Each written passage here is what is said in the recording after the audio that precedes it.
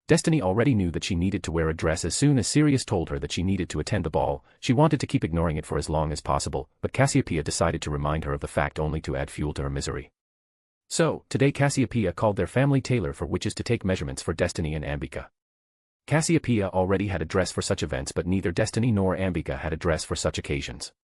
With the help of magic, making dresses for two witches wasn't that hard, but that didn't mean that Cassiopeia would accept anything less than impeccable. "What type of dress do you want?" the witch asked Destiny.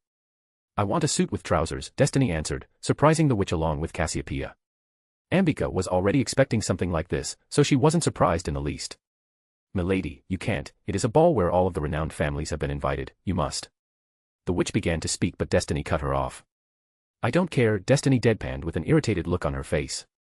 "Destiny, you can't go to the ball dressed like a wizard." Cassiopeia also tried to convince the crimson-haired witch, but it was simply useless. "I wouldn't be caught dead in a sparkly dress. It is non-negotiable." Destiny trailed off and walked out of the room, without looking back. The witch released a sigh and decided to follow Destiny's order even though she wasn't happy with it. She was sure that Destiny was going to step on a lot of toes due to her dressing choice, but it wasn't her place to judge. She was going to do what was asked of her.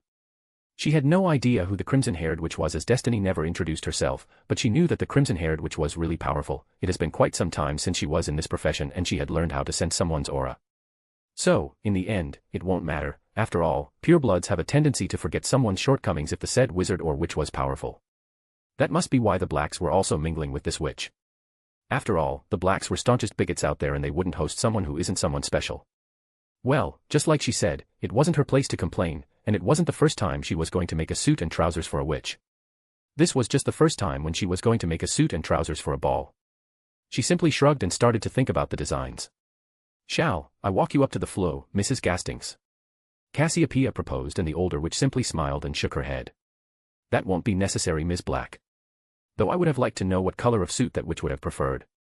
Mrs. Gastings is the current tailor for the witches of the Black family, and Destiny was being hosted by the Blacks. Cassiopeia thought that it would be appropriate for her family's tailor to make the dress for Destiny too. Cassiopeia immediately turned towards Ambika. Even though Cassiopeia was also Destiny's lover, Ambika was simply more knowledgeable when it came to Destiny's preferences. If it was up to her, then she would have preferred everything in crimson, but I think she would be also happy with a black suit, but make the shirt crimson along with any designs you decide to put on the suit, Ambika answered with a small chuckle, and Cassiopeia scrunched her face in distaste. She could never understand Destiny's obsession with then crimson color. I see. Black will go nicely with crimson aesthetics, and what about you?" Mrs. Gastings asked Ambika. The white-haired witch was done with her measurements before Destiny. Ambika tapped her chin with a thoughtful look on her face. "This is going to be my first dress, so I don't have any ideas. I think I will leave it up to you. Just make sure that my dress goes along with the suit and trousers you are making." "Oh, and don't forget about my hair," Ambika answered after a bit of thinking. Mrs. Gastings quickly made some points in her notebook. "Good. Then, I will be excusing myself. I have a lot of work in front of me." "Your orders will be done by 9 a.m. tomorrow," Mrs. Gastings said while looking at Cassiopeia. She slowly stood up from her seat and made her way towards the flow. After tossing the flow powder, Mrs. Gastings muttered the name of her shop, and as soon as the flames turned green, she stepped in. It was Cassiopeia who had called Mrs. Gastings in the morning, and she had invited Mrs. Gastings into her house through the flow. So, Cassiopeia didn't need to reveal the secret to Mrs. Gastings. Even though Mrs. Gastings was curious about the house, she refrained from asking anything. Mrs. Gastings was a professional, so she simply paid attention to what she was called for and she ignored everything else. When Mrs. Gastings was finally gone, Cassiopeia turned towards Ambika and released a huge sigh. She is going to ruffle a lot of feathers tomorrow. Cassiopeia plopped down on her couch. Well, she is just like that, quite headstrong and stubborn, Ambika replied with a smile, and Cassiopeia couldn't help but agree. Maybe that is a good thing. If you want to change the world, then you need to be headstrong and stubborn, Cassiopeia muttered with a thoughtful look on her face, and Ambika nodded her head in agreement. Anyways, I need to go and reveal the secret of my house to my parents and Lord Black, Cassiopeia grimaced as she pushed herself off the couch. Have a good time, I also need to go, Ambika said as she also got up from the couch. Ambika was first to disapparate with a crack, and moments later, Cassiopeia started to head towards the flow. She could have apparat too, but she preferred flew over apparition. Line break. Destiny was not happy. Today was not a good day for her. After getting her measurements done, Destiny decided to check out the Foreign Office.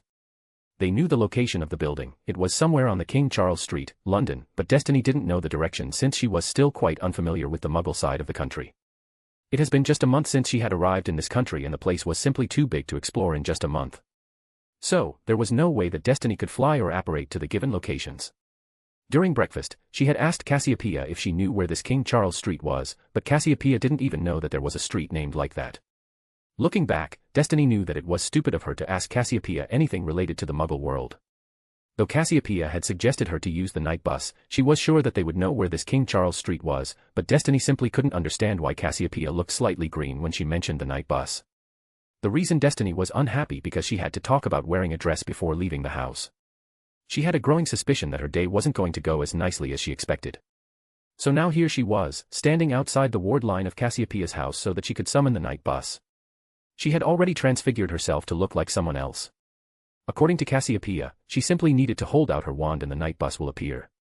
Destiny was quite interested to know how it worked, but Cassiopeia didn't have any idea. So, Destiny finally pulled out her wand and held it out in the air. Moments later, with a loud bang, a purple monstrosity appeared in front of Destiny. What in the name of Circe's tits is that? Destiny gaped in shock. It was a triple-decker purple monstrosity. It looked like the British Ministry of Magic loved to take Muggle vehicles and enchant them. The Hogwarts Express was also a Muggle vehicle, which was enchanted by the Ministry of Magic, and now this. Destiny finally stepped into the bus and she was quite surprised that instead of seats, the bus was filled with beds. "Where to, miss?" The bus driver asked Destiny with a cheerful grin on his face. "King Charles Street," Destiny answered without paying much attention as she was still looking around at the interior of the bus. Curtains could be seen hanging by the side of the windows and there were candles in the brackets in between the beds. Destiny suspected that they were lit up during the night. Destiny finally located the seats at the end of the bus. She was about to make her way towards the back of the bus, but she heard the driver speak up. "Buckle up." The driver cheerfully exclaimed and the bus blasted off with a loud bang. Destiny would have been tossed towards the back of the bus if she hadn't grabbed the steel beam on pure instinct. Destiny finally understood why Cassiopeia looked green when she was talking about the night bus. At first, when she saw the night bus, she thought that Cassiopeia was disgusted because the night bus was a Muggle contraption, but that wasn't the case. The purebloods were a bunch of hypocrites. They didn't have any problems when their children traveled on the Hogwarts Express. It was also a Muggle contraption, but they seemed to have problems with anything Muggle other than that. Maybe trains were widely accepted because trains were not that rare in the magical world too. There were a lot of magical trains going around through Europe. Jokes on Cassie because I love speed. Destiny would have cackled in mad glee, but she was sure that if she did that, then the driver would think that she had lost her mind. Even though she was disguised, she had an image to maintain. Destiny vowed that she was going to use the night bus whenever possible. Destiny was having a lot of fun as the bus continued to maneuver through the Muggle streets. After a couple of minutes, the bus stopped with a loud bang. Well, that is what Destiny thought as she was busy enjoying the ride. Destiny was flung towards the front and she would have gone through the windshield if she wasn't holding onto the steel beam. "We are here." "That would be one sickle," the driver said in a cheerful tone. Destiny scooped out a sickle from her pocket and dropped it inside the bucket. "That was great," Destiny grinned and stepped down from the bus. The driver beamed at the compliment and waved at Destiny with a grin on his face before blasting off with another boom.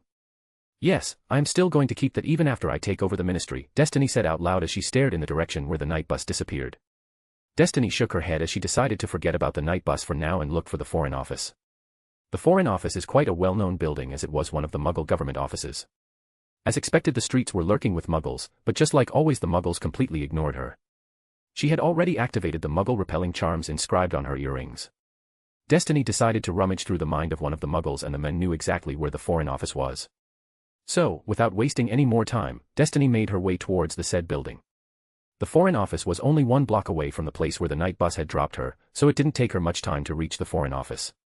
"This is not going to be as easy as I had expected," Destiny grimaced as she discovered that the building was warded with an alert ward, which meant that someone magical was keeping an eye on the building, or they could have set up some sort of sensor that would alert the Muggles inside the building if someone magical was trespassing on the property. "Let's see how the ward works," Destiny mused as she flicked out her wand. She decided to move away from the building's front. The Muggles were already in contact with the Magicals, so she wouldn't be surprised if the Muggles have started to employ squibs into their ranks. Her Muggle-repelling charms wasn't going to work on squibs as they could see through those charms without any problems even though they couldn't use magic. Destiny didn't want to be seen poking around the ward line even while she was in a disguise. That would raise the alarm and the Magicals who were working with the Muggles might tighten the security around the building, then her job would simply become even harder. Destiny finally found a suitable spot to poke around the wards. So, she kneeled down beside the ward line and started to cast various types of diagnostic charms, but she was being quite careful as she didn't want to trip the wards by accident. After poking around the wards for nearly a minute, a wide grin appeared on Destiny's face. She was right to be careful, there were squibs employed in the Foreign Office. The wards were designed to ignore people with specific magical signatures, and some of the magical signatures were so low that they could only belong to squibs. She needed to deal with the squibs one way or the other. They were a security risk to their world, but Destiny didn't want to outright kill them like the Muggles because they did have a bit of magic in their bodies. That is the only reason she had allowed Merope to live, or else she would have put her in a coma until the child was born and then she would have gotten rid of her. The squibs could very well reveal their world to the Muggles without any problems, but they could be a valuable workforce. Destiny finally released a sigh and stood up. There was no way that Destiny could get past the wards without raising an alarm. She couldn't even make a hole in the ward as it would trip the ward. There was simply no way around the wards, except for one. All the wards shared one common weakness: they didn't extend under the surface of the ground. These wards weren't anything different. If she wanted to get past these wards, then she simply needed to dig a hole. She also needed to set up a base somewhere around here. She needed information on all the employees. Due to the squibs, the difficulty of the job went up by several levels. She also needed to check how much information the Muggles have gathered regarding their world. So, Destiny decided to look for a nice place she could use as a base. The place needed to have a good view of the Foreign Office so that they could tag all the employees. After looking for about 15 minutes, Destiny finally found the perfect place to set up her camp. It was a third-story building and it was quite far from the Foreign Office, but with omniculars, they would be easily able to keep an eye on the Foreign Office as there was nothing in between the two buildings to obstruct the view. The three-story building was a Muggle apartments building, and even though the apartment Destiny wanted to use wasn't empty, she was sure that it would work out perfectly. Destiny spent another 15 minutes looking around the building. We can dig the hole from here. This could be our base of operations while we use the apartment as a stakeout to keep an eye on everyone, Destiny contemplated as she looked around the basement. It was nice and big and nobody besides the staff came here. After that, Destiny finally made her toward the elevator. She needed to add a magical marker so that her knights could directly apparate inside the apartment. After reaching the top floor, Destiny made her way towards the apartment facing the Foreign Office. She was already excited about riding the night bus for the second time. That is the only good thing that has happened to her today. After arriving in front of the door, Destiny decided to knock. Even though most people would consider her to be evil, she had manners and shit. After only a few seconds, a woman answered the door. "Yes, how may I help you?" The woman asked with a confused look on her face as she peeked through the door, but instead of an answer, she found a wooden stick pointed in her direction. "Imperio," Destiny muttered with a grin. Line break. Quentin Moore just finished training with his team and he was about to take his team to help with the construction of their new base, but all of a sudden a Patronus message from Lady Grindelwald arrived, asking him to bring his whole team with him to meet her near the ward line facing the ocean. It must be something important or she wouldn't have called everyone, Quentin thought as he glanced towards his team. All of them had also heard the message, so they were already ready to go. "All of you heard the message, let's go," Quentin exclaimed, and moments later, one by one they started to disapparate. After everyone was gone, Quentin finally disapparated. Destiny had been waiting for Quentin and his team. Slowly the members of Quentin's team started to arrive and finally, Quentin also arrived. He was the last one to arrive. "Hail, Lady Grindelwald!" All of them exclaimed loudly and slammed their arms over their chests as a form of salute. At ease, everyone, Destiny smiled and everyone finally relaxed. "I called all of you so urgently because I have a mission for all of you, and this time, I am going to need the whole team," Destiny explained. "Bibli," Destiny called out, and her loyal house elf popped beside her only after a moment. "Bring my hookah," Destiny ordered, and Bibli popped away after performing a small bow. After only a few moments, Bibli returned with the hookah in her hands. Destiny snapped her fingers and lit the fire, then she grabbed the pipe and took a long drag. When her lungs were full, she let go of the pipe and released the smoke. The smoke took the form of Torquil Travers, and everyone on Quentin's team, including Quentin, etched down the man's face and stature into their minds. "His name is Torquil Travers and he is our target. He is the current head of the DMLE, killing him is not hard, but I want to get him killed by Muggles so that we could reignite the hatred. Right now, there are a lot of pro-Muggles in our world and they are slowly growing in numbers. They do have a lot of support and their support base is also growing," Destiny said in a sullen tone. "When we succeed, those pro-Muggles would lose their momentum. I was planning to kill him tomorrow night, but it turned out to be more complicated than I had imagined. Torquil Travers does not have any connection with the Muggle world except for one instance. Every month, he visits the Foreign Office to submit a report and he is accompanied by 2 of his aurors. They are selected randomly," Destiny explained. She was planning to continue speaking, but someone from the gathered crowd raised her hand. Destiny simply gestured her to speak up. The witch gulped loudly. "Milady, what type of reports is he submitting to the Muggles?" The witch questioned curiously and Destiny couldn't help but scowl. I don't know for sure, but the unspeakable suspect, he is submitting reports related to the current affairs of the magical world, but that is simply speculation. That is also going to be part of the mission. We need to infiltrate the Foreign Office and see what type of information he is giving away to them, Destiny answered with a scowl on her face. For now, she decided to keep the part where the Minister of Magic is also submitting reports to the Muggle Prime Minister a secret. She could use it as fuel to motivate them when necessary. Murmurs broke out among the gathered crowd after hearing Destiny's answer. Destiny couldn't help but smile as she understood what they were feeling. Rage, anger, and the feeling of betrayal, just like she had felt. Destiny also felt that Torquil had betrayed them. He was a true traitor to their kind, just like that scum, Desislav Krum. Just like Desislav Krum met his end at the hands of the people he tried to save, Torquil Travers was also going to meet his end at the hands of the people he decided to join hands with. Destiny would see to it one way or another. Silence. Quentin screamed and silenced everyone. He didn't like the fact that his team started to have a conversation among themselves when Destiny was standing right in front of them. So, as I was saying, we need to get him killed by the Muggles, and he is going to submit this month's report in 2 weeks. That is when I am planning to strike. Now, the problem is that there are a lot of squibs working in the Foreign Office, and because of them we would be unable to freely move inside the building. I also need to find what sort of information they had provided to the Muggles, Destiny revealed, and once again murmurs broke out within the crowd, but this time, they stopped on their own. Milady, what are we going to do to the squibs? One of the wizards from the crowd questioned curiously. What is there to decide? They will also meet their unfortunate end along with Torquil Travers. They would have been a valuable workforce, but at this moment, they are a liability and a threat to our world. Destiny shook her head in disappointment. But, milady, if we kill so many people, how are we going to frame the Muggles? Quentin asked with a confused look on his face. I am glad that you asked. We won't be simply framing the Muggles, it would be the Muggles who will do the deed, and we will simply give them a hand. You see, there must be a lot of Muggles who are also believers of gods working in that office. Let's say that all of a sudden they decided to get rid of the devil worshippers with unnatural powers. What do you think, Quentin? Destiny asked, and Quentin along with several of his team members started to grin viciously. Yes, we would need to work really hard, but I am sure that the result will be satisfying. First, we need to tag all the employees, and then we would need to investigate them thoroughly. After all, it would be odd if an atheist became a believer out of the blue. Additionally, we also can't use the Imperious Curse. The Muggles need to believe that they did everything on their own accord and by the wills of their god, Destiny explained, and Quentin raised his brows in question. So, you mean to brainwash them? Quentin asked, and Destiny hummed in agreement.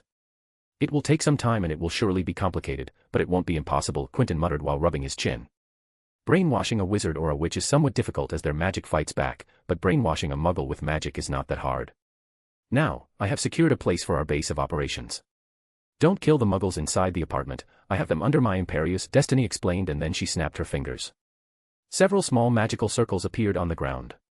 Step over the circles and disapparate, you will arrive inside the house I have secured for our mission, Destiny explained, and one by one everyone started to disapparate. Since Destiny already knew where the apartment was, she simply disapparated and arrived inside the house with a small crack. Milady, is that the Foreign Office? One of the witches asked as she pointed toward the Foreign Office. Yes, Destiny confirmed, and then she looked around. Almost everyone including Quentin was already here, so Destiny decided to continue explaining. The Foreign Office is warded by an alert ward. I have inspected the ward and there is only one way we could use to get past the ward without tripping the wards, Destiny revealed, and some of Quentin's team members stepped forward with proud looks on their faces. Milady, when do we start digging? One of the wizards who had stepped forward asked in a respectful tone. As soon as possible. This building has a massive basement, all of you could camp in there for the time being while this apartment will be the watchtower, Destiny explained, and everyone nodded their heads in understanding. Good, then let's get started. Destiny clapped her hands with an excited grin. Line break. I still can't understand why Lord Black decided to arrange a ball in our honor, Imogen couldn't help but grumble. Dorothy had taught her everything she needed to know as the oldest daughter of the family, even though this was the first time Imogen was going to need all of those teachings. That is the excuse Lord Black is using, but in reality, Lord Black has arranged the ball for recruitment of Lady Grindelwald's cause, Dorothy revealed, and Imogen's eyes grew wide in surprise. You should have told me before, Imogen complained, and Dorothy simply released a sigh. Her daughter was 26 years old, and sometimes, she could still act just like a child. Your father said that it would be better if you didn't know. He didn't want you stepping on anyone's toes. Dorothy explained, and Imogen simply tilted her head in confusion. Stepping on anyone's toes, how am I going to do that, Imogen asked curiously as she tilted her head, and Dorothy simply shrugged. I don't know, but that is what he said. It must be something political, or it might be related to our family status. You know that even though we are purebloods, in the eyes of the ministry we aren't purebloods, at least you aren't. A lot of families would look down on us just because of that, Dorothy explained with a shrug. Imogen released a defeated sigh and sagged in her seat. She could never understand politics, not that she needed to in the first place. Mother, what do you think about Destiny Grindelwald? How strong do you think she is? Imogen asked, and Dorothy simply raised her brows in amusement. That is not a question you should be asking me. You already know that I am not that good when it comes to wand work. I could get the things done, but you are way better than me. So, I think you already know the answer, Dorothy smiled slyly. Yes, but I still want your opinion, Imogen insisted. Well, I know that she is extremely dangerous. The way she killed those muggles, she didn't even consider them humans, Dorothy answered with a straight face, but she shivered as she remembered the look on Destiny's face as she killed the muggles. That is also what I though. Imogen began to speak, but she was cut off when all of a sudden the flow flared up. Imogen and Dorothy immediately made their way towards the flow to see who it was. Both of their eyes grew wide when they saw who it was. Ah, there you are. Can I step through? Destiny asked with a polite smile on her face. Yes, sure, Dorothy hurriedly pulled out her wand and pointed it towards the flow, so that she could allow Destiny to enter. After a couple of seconds, the flames turned green and Destiny walked out of the flow. With a snap of fingers, Destiny removed the soot from the bodysuit and hair. Welcome to our humble abode, milady. Though it is not much. Dorothy welcomed Destiny inside the house. It is fine. I used to live in a shack when I grew up, Destiny waved off the older witch's worries. I was kind of free, so I decided to drop by, Destiny explained as Dorothy led Destiny towards the couch. Greetings, milady, Imogen also greeted Destiny with a small but respectful bow. Imogen had also realized that Destiny was not someone to be trifled with. It is fine. There is no need to be so stiff. Where are the others? Destiny asked as she finally sat down. Destiny simply gestured Dorothy and Imogen to take a seat, and soon, the two of them also sat down on the opposite side. My sons have already returned to school and my husband is currently working with the unspeakables, Dorothy answered. Milady, would you like some tea? Dorothy offered respectfully. I am sorry, but I am not much of a tea person. Though I wouldn't say no to a small drink, Destiny answered, and Dorothy immediately summoned their house elf and asked him to bring 3 glasses along with a bottle of fire whiskey. The house elf returned after only a few seconds. Dorothy poured drinks for everyone and Destiny conjured ice cubes for all 3 of them with a slick of her finger. Once again, Dorothy and Imogen were taken aback by the casual display of the wandless magic. Destiny took a small sip from her glass and nodded in satisfaction. You said that Claiborne is already working with the unspeakables, but I thought that Imogen and Claiborne were going to join the Department of Mysteries next week. Destiny wondered, and Imogen couldn't help but release a snort. Dorothy threw her daughter an imperious glare. What I wanted to say is that, milady, you don't know my father. Wards are his passion, and now that you have given him an interesting idea, he has decided to delve into research and he is not going to stop until he is done, Imogen explained after she gathered her bearings. Yes, my husband is just like that, Dorothy added with a shake of her head, and Destiny couldn't help but chuckle at their reactions. Ah. I kind of understand how it is. Sometimes I also become like that whenever I find something interesting or when something that catches my eyes. Destiny grinned and chugged down the rest of the drink in one go. So, Imogen, have you made any more progress? Destiny asked as she continued to stare at Imogen. No, milady, at least I don't think so. I have practiced a bit and I was able to improve my time, but I think that I could be way faster, Imogen explained, and Destiny hummed with a thoughtful look on her face. I see. Though don't overwork yourself. By the way, if you need any more subjects, then tell your father to ask the unspeakables, or you could always visit my base. I will get you as many test subjects you want, Destiny offered with a grin as she slowly stood up. Both Imogen and Dorothy also followed her example and stood up as they didn't want to disrespect Destiny. Milady, are you already leaving? Imogen couldn't help but ask. Yes, I need to go. I still have a lot of things to do, Destiny answered in a tired tone. Thanks for the drink though, Destiny smiled as she placed the glass on the table. Milady, it is already time for lunch. We would be really glad if you could join us for lunch, Dorothy offered, and Destiny could only shake her head. I am sorry, Dorothy, but Sirius had already invited me for lunch. How about I join you for lunch the day after tomorrow? Destiny suggested, and Dorothy beamed after hearing Destiny's suggestion. That would be perfectly fine, milady, Dorothy answered with a bright smile on her face. Thanks for your hospitality, Destiny thanked both Imogen and Dorothy before making her way towards the flow. Destiny grabbed some flow powder and tossed it inside the fireplace. Black Tower, Destiny called out, and as soon as the flames turned green, Destiny stepped inside the fireplace, and then she was gone with a flare of green flames, leaving behind the mother and daughter duo. Line break. Milady, this one is also my brother, Arcturus Black too, and this is his wife Lysandra Black née Yaxley, Sirius introduced his second youngest brother to Destiny.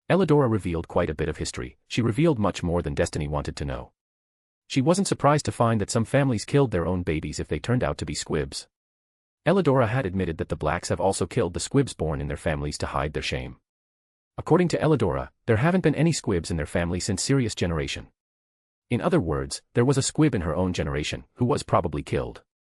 Well, Destiny wasn't going to point fingers. At least, the blacks removed a threat to their world, instead of letting it become a security risk for the magical world. At this moment, the squibs were just that. If they lived, then they must stay in the magical world or they were going to become a security risk. Sirius finally released a sigh and downed his whole drink in one go. Milady, I think they are a threat to the statute of secrecy. Even if they are obliviated, they could still see the magical world and they could reveal the magical world to the Muggles even with a minor accident. They might become curious and end up discovering the magical world. Sirius spit out in an annoyed tone. That is already happening, Destiny commented in a dismissive tone, surprising all the blacks present in the room. Milady, what do you mean by that? Cygnus sputtered in shock. I meant what I said. A few hours ago I found that squibs are being employed by the Muggle government offices and I suspect that there are some Muggles in those offices who also know about the existence of magic. After all, the building was warded and they were key to the squibs employed in the building along with actual wizards and witches. Destiny revealed, and after hearing her words, all the blacks present inside the room looked completely pale. But milady, how could that be? That would be breaking the statute of secrecy. Lysandra protested with a horrified look on her face. What Lysandra said was kind of true, but she was wrong at the same time. Nobody was breaking the statute of secrecy if nobody knew about it, and she had no idea what sort of deal was going on between the Ministry of Magic and the Muggle governments. Destiny was quite versed with the statute of secrecy, so she knew that there were a few clauses that could allow the magical government to work with the Muggle government. One such instance would be in case of a convict manages to escape. The magical government could ask for help from the Muggle government if a convict manages to escape into the Muggle world. Then there were a couple of trade clauses too. Not only that, there were a couple of monarchy clauses too, which would allow the monarch of a country to interfere in the magical world. When the statute of secrecy was created, the country was still under monarchy, and even though the monarchy seemed to have lost a lot of power throughout the centuries, they were still monarchs. Destiny was quite sure that the monarchy knew about the magical world, due to their close connection with Merlin and the Order of Merlin after Merlin's death. So it was highly likely that the secret was passed down in their family throughout the generations. After all, the monarchy held power to interfere in the magical world. Currently, the monarchy was declining in the Muggle world, and monarchy never liked losing power. So, it was highly likely that they would want to hold on to all the power and authority they could. It is not that simple, Lysandra. You see, the statute of secrecy is much more complicated than you think. Most of the magical population thinks that the statute of secrecy is just a one-line law. It is much more than that. There are several minor laws and clauses cramped inside the statute of secrecy along with the basics that everyone knows, Destiny explained going into her scholar mode. Wait. Really? Phineas gasped in shock. Nobody told him that the statute of secrecy was so complicated. He thought that it was a one-line law, like the rest of the blacks. All of them were taken by surprise. Yes, really. If I have to explain everything, then it is going to take way too long. Just know that being in contact with the Muggle government doesn't mean that they are breaking the statute of secrecy. There are various types of clauses that could be used to create some sort of deal with the Muggle government, and there is nothing the ICW could do since nobody is breaking the laws. Destiny shrugged and downed her drink in one go. She pointed her hand towards the bottle and the bottle flew into her hand. She poured herself a drink and then she noticed that everyone have downed their drinks in one go. So, wandlessly levitated the bottle and started to pour drinks for everyone. This was the first time Arcturus II, Lysandra, Phineas, Hesper, and Elidora have witnessed Destiny's wandless magic with their own eyes, and the reaction was something Destiny was quite familiar with. All of them dropped their jaws as their eyes grew wide in awe. So, as of now, I don't know what those squibs are doing and what type of information they are selling to the Muggles. Destiny released a sigh. Even if they aren't doing anything, we need to stop them, milady. This can't go on. For all we know, they might be already strategizing how to take over our world. Cygnus couldn't help but grit his teeth in anger, and Destiny smiled after watching everyone's reaction. You are right, this can't continue and it must be stopped, but there is no we. The House of Black isn't going to be involved in what I am going to do, Destiny said in a no-nonsense tone, leaving no room for arguments. Sirius, something is going to happen in 2 weeks and I am pretty sure that an emergency meeting will be called as soon as it happens. There is something I need you to do. I want all of you to spread the rumors when it happens. There will be no room for mistakes. Destiny said with a serious look on her face, and after that, she finally started to tell the blacks what she wanted them to do. Line break. The next day Destiny walked out of the shower without bothering to cover herself with anything. With a snap of fingers, she removed any traces of water from her skin, and the water from her hair was also removed. She walked straight up to her wardrobe and after looking for a bit, she found the perfect clothes for the day.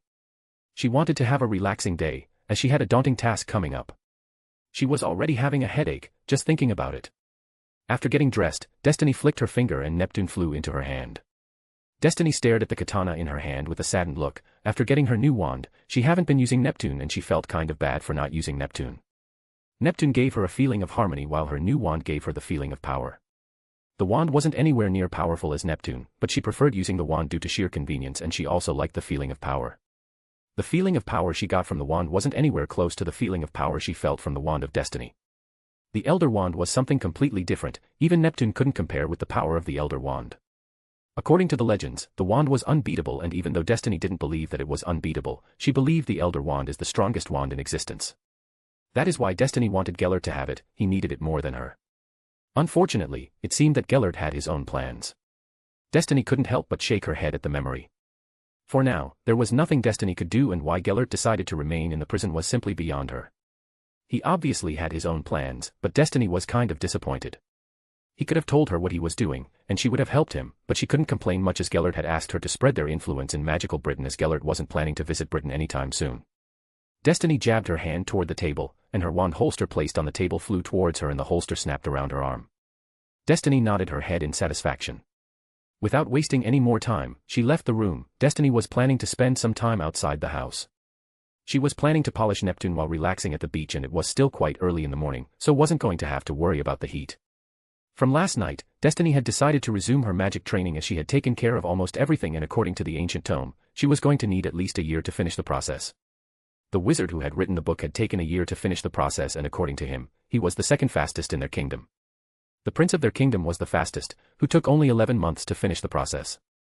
So, even though the time period wasn't fixed, she estimated that she needed nearly a year to finish the process, which was quite long. Now that Destiny knew that she needed a lot of time to finish the whole process, she simply refused to waste her time any longer. From the ancient tome, Destiny knew that the wizards and witches in ancient times were much stronger than the current generation. When the ancient tome was written, there were more than quite a few witches and wizards have reached the crystallized magical core state with pretty ease, but nowadays, it was extremely rare for someone to reach the crystallized magical core state. Additionally, Destiny didn't have anything else going on right now.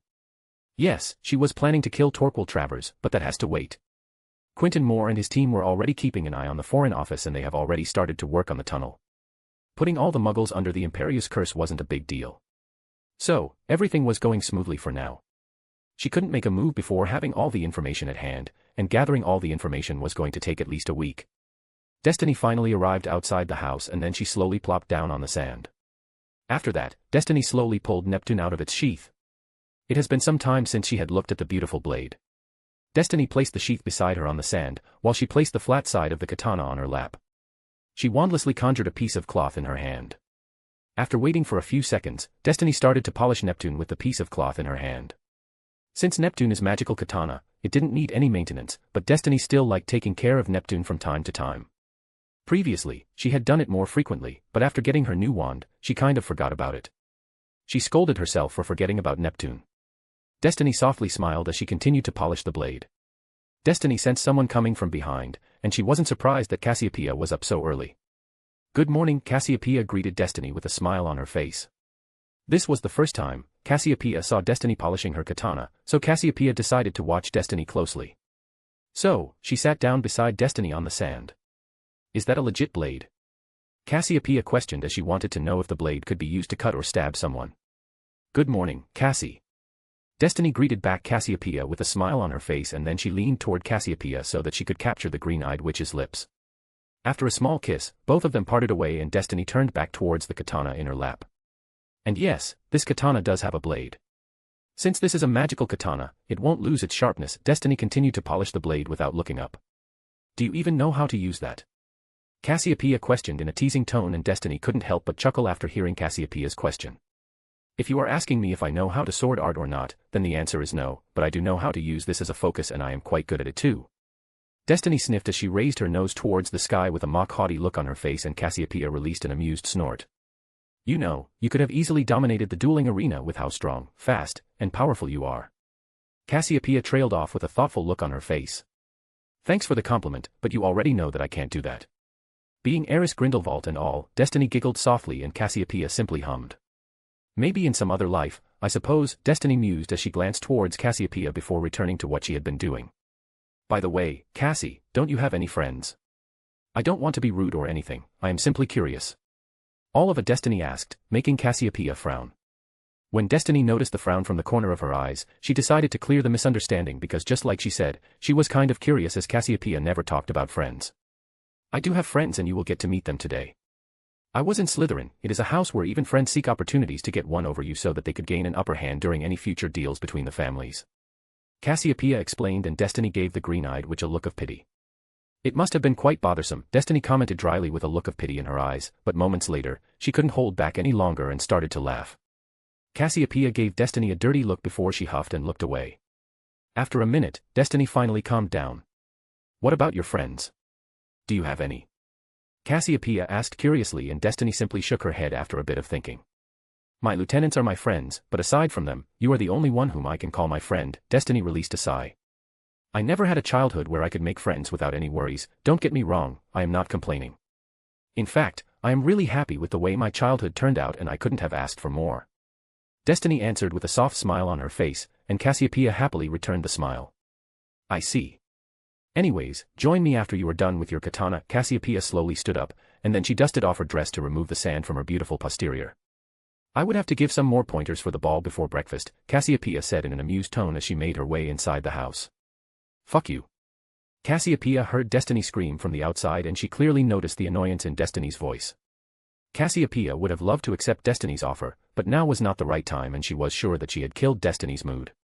Cassiopeia chuckled in amusement as she decided to head toward her room.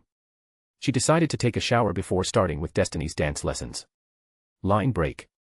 A man in his late 30s was standing on the top of a building near the Thames River. The whole area was shrouded by thin mist, so the man was clearly visible to all the pedestrians walking down the streets, but surprisingly, nobody was paying any attention to the man. After only a couple of seconds, a crack was heard from the other side of the roof and a young man with messy brown hair and hazel eyes came out from the shadows. The man smiled at the arrival of the younger man. Dumbledore, the young man greeted the man who had been standing on the roof and the man's smile widened. Good morning, Newt. Albus Dumbledore smiled as he started to approach the younger man. The younger man, Newton's commander, or usually referred to as simply Newt, used to attend Hogwarts before he was expelled from the school. He took the blame for one of his friends, Leta Lestrange, but he never regretted his decision. Hello, Professor, how have you been? Newt extended his hand towards Albus. Albus accepted the offered limb with a small chuckle. After the small shake of their hands, both of them took back their hands. I have been doing fine, Newt. What about you? Albus asked with a soft smile on his face. Everything is fine, Professor. I have already finished the book I have been writing and it is going to be released to the public next month. I could get you an early copy if you want. Newt suggested with a proud look on his face. He was really proud of the book he had written. It would be my pleasure, Newt. Albus also swelled in pride. Newt was one of the brightest students to ever attend Hogwarts and he was extremely saddened when Newt was expelled, but at the same time, he was proud too since he decided to take the fall for one of his friends. So, what did you wanted to talk about? Albus asked with a serious look on his face. It was Newt who had arranged for a meeting out of the blue and Albus suspected that it must be something serious or Newt wouldn't have asked for a meeting. After hearing Albus's question, Newt also turned serious. I am sure that Grindelwald's army has entered our country, Newt revealed and Albus paled drastically like he had seen a ghost. Albus grabbed Newt's shoulder and looked straight into his eyes. Are you sure, Newt? How did you come across this information? Albus asked hurriedly. If Grindelwald's acolytes have entered Britain then it was quite worrying, especially when Gellert Grindelwald was imprisoned. If the acolytes have entered Britain, then it meant that the acolytes were already under someone else's command or Gellert was giving orders from his prison, which was kind of outrageous. Yes. They have established a small base in the magical alley of Edinburgh. They are openly recruiting. They must be quite good at illusion magic and mind magics as they are fooling everyone. I wanted to see what was up, so I decided to check out their offer. Look, they even gave me a brochure. Newt said and pulled out a small book from his jacket.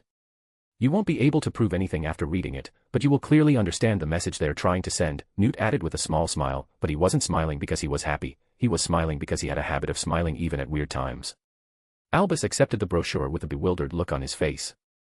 He opened the brochure and quickly read through the first page. Nothing was obvious and incriminating, but Albus could already see the message, but it wasn't going to do him any good.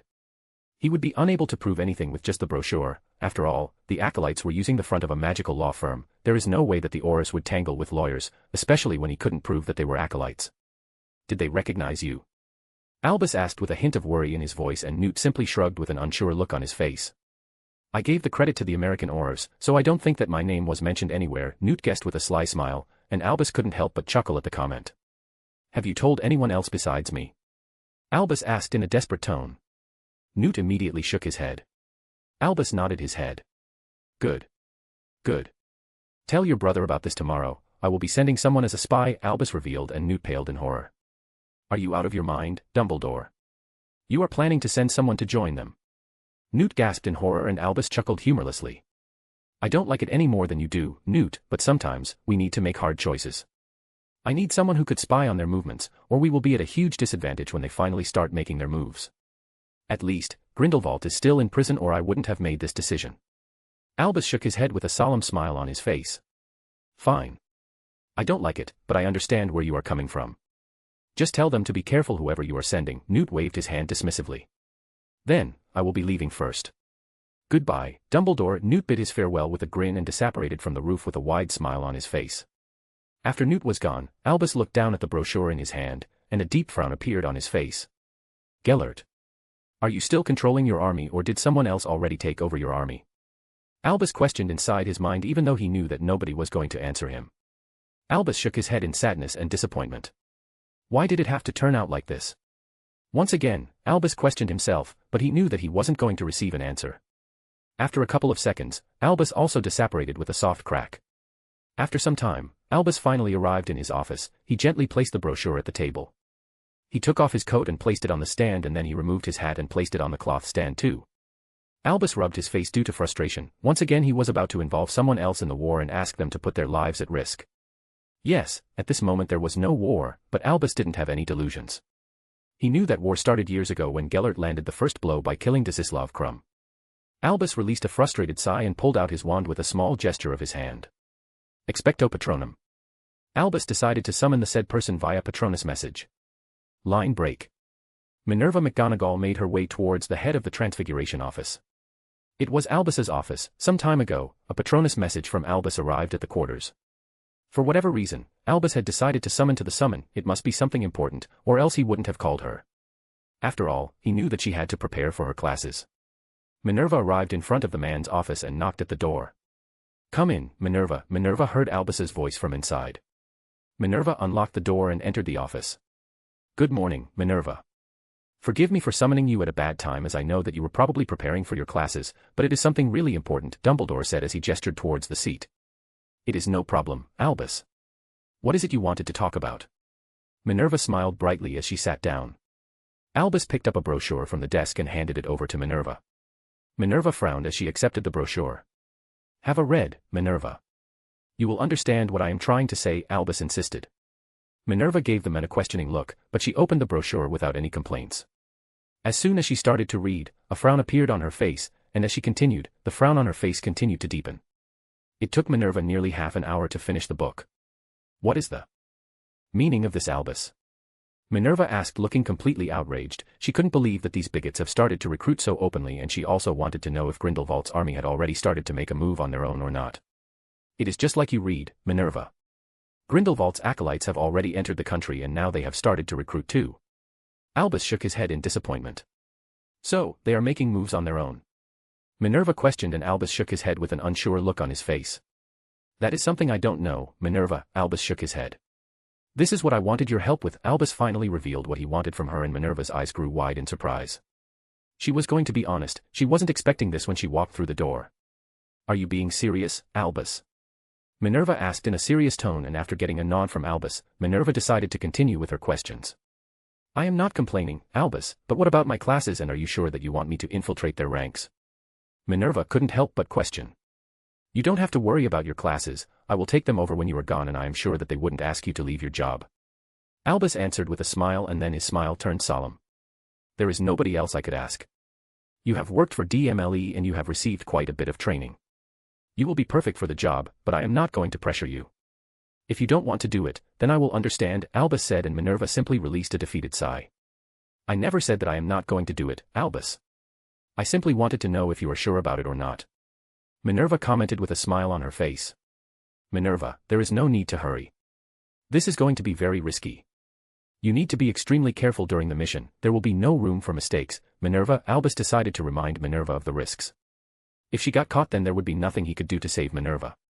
So, what would I be doing after joining them? Minerva questioned curiously. Your mission is to collect information, you need to collect all the information you can. How do they function, who is leading them, what are they doing, and what are they planning? Things like that. I think you already understand what I'm trying to say. Albus questioned with a small smile on his face, and Minerva simply released a snort. Fine, I will do it. When do you want me to leave? Minerva questioned as she slowly got up from her seat. She returned the brochure to Albus' desk as she didn't need it. From the brochure, she knew the address of the building where the recruitment drive was going on. I received the information from Newt and he will probably inform his brother by tomorrow, Albus answered. Minerva sniffed after receiving the answer. Then I will be leaving today, wish me luck, Albus, and don't forget to take over my class, Minerva huffed and walked out of the door, leaving behind a man who looked kind of lost. Albus didn't like risking the lives of his students or friends, but he didn't have any other options. He wouldn't have minded working with the DMLE, but Torquil Travers was the current head of the DMLE and Albus didn't like the man. Albus knew for sure that as soon as Torquil finds out about the acolytes, he will issue and kill orders for all of them, but that was not something Albus wanted. Albus wanted to avoid needless deaths and what was more. Right now, they had zero information regarding the acolytes currently residing in Britain, and going in blind could turn out to be disastrous. Right now, they were simply recruiting, which could mean a lot of things. Maybe the acolytes were preparing for something. A/N, Minerva McGonagall's history is not going to be OC. Her early life is going to be canon, but if I decide to change something then I will mention it. Meanwhile, Minerva McGonagall returned to her quarters so that she could get her coat and hat. After getting her coat and hat, she quickly left Hogwarts through the flue in her quarters. If Minerva was being honest, she kind of missed the action. She had worked in the Department of Magical Law Enforcement for 2 years. She had been an Auror for 2 years, but she ended up leaving the job due to several reasons. After graduating from Hogwarts, Minerva was offered a position at the Department of Magical Law Enforcement. That is when she decided to visit her family for the last summer before she moved to London. She wanted to spend some time with her family before moving. During that time, Minerva met the son of a local farmer named Dougal McGregor. The man was handsome, clever, and funny. The two of them quickly found themselves getting closer and Minerva fell head over heels in love with the man. Eventually, Dougal McGregor ended up proposing to Minerva and she accepted the offer. Even though Minerva accepted the offer, something was eating at her mind, so she decided not to tell her parents about her engagement. Thinking about her future, Minerva realized that getting married to a muggle who didn't know that she was, which would mean that she would be following in her mother's footsteps and she was going to live unhappily with her wand locked away in a box. So, just like her mother, she would have to give up being a witch and her dreams and ambitions would be shredded. So, the next morning she went to tell McGregor that she changed her mind, and she could not marry him.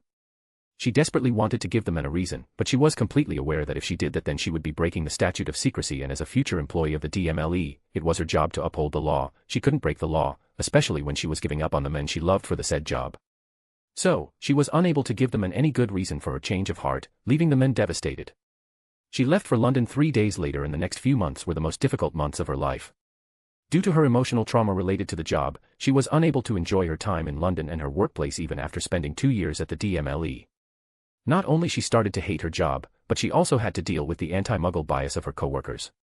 Given her adoration of her Muggle father and the love of her life, Dougal McGregor, she deplored the anti-Muggle bias. Despite all of that, she was one of the most efficient and gifted employees in the Department of Magical Law Enforcement. During her employment, she also became quite fond of her much older boss, Elphinstone Acquart. When she was finally offered a prestigious promotion, she found herself turning it down as she missed her home in Scotland and she had lost most of her interest in her current job. Instead, she ended up sending an owl to the Hogwarts School of Witchcraft and Wizardry, asking whether she might be considered for a teaching post. The owl returned within hours, offering her a job in the Transfiguration Department, under the head of the department, Albus Dumbledore. Through her efforts and hard work, Minerva proved to be a strict yet inspirational teacher. After only a couple of years of her working as a teacher, she received a letter from her oblivious mother telling her Dougal McGregor had married the daughter of another farmer. That was a hard blow for Minerva, and since she was alone in the classroom, she ended up unable to hold back her tears. Albus Dumbledore found her like that, and she ended up confessing the whole story to the men. Albus provided her comfort and told her some of his own family history, which were previously unknown to her, and that is what built the foundation of their friendship.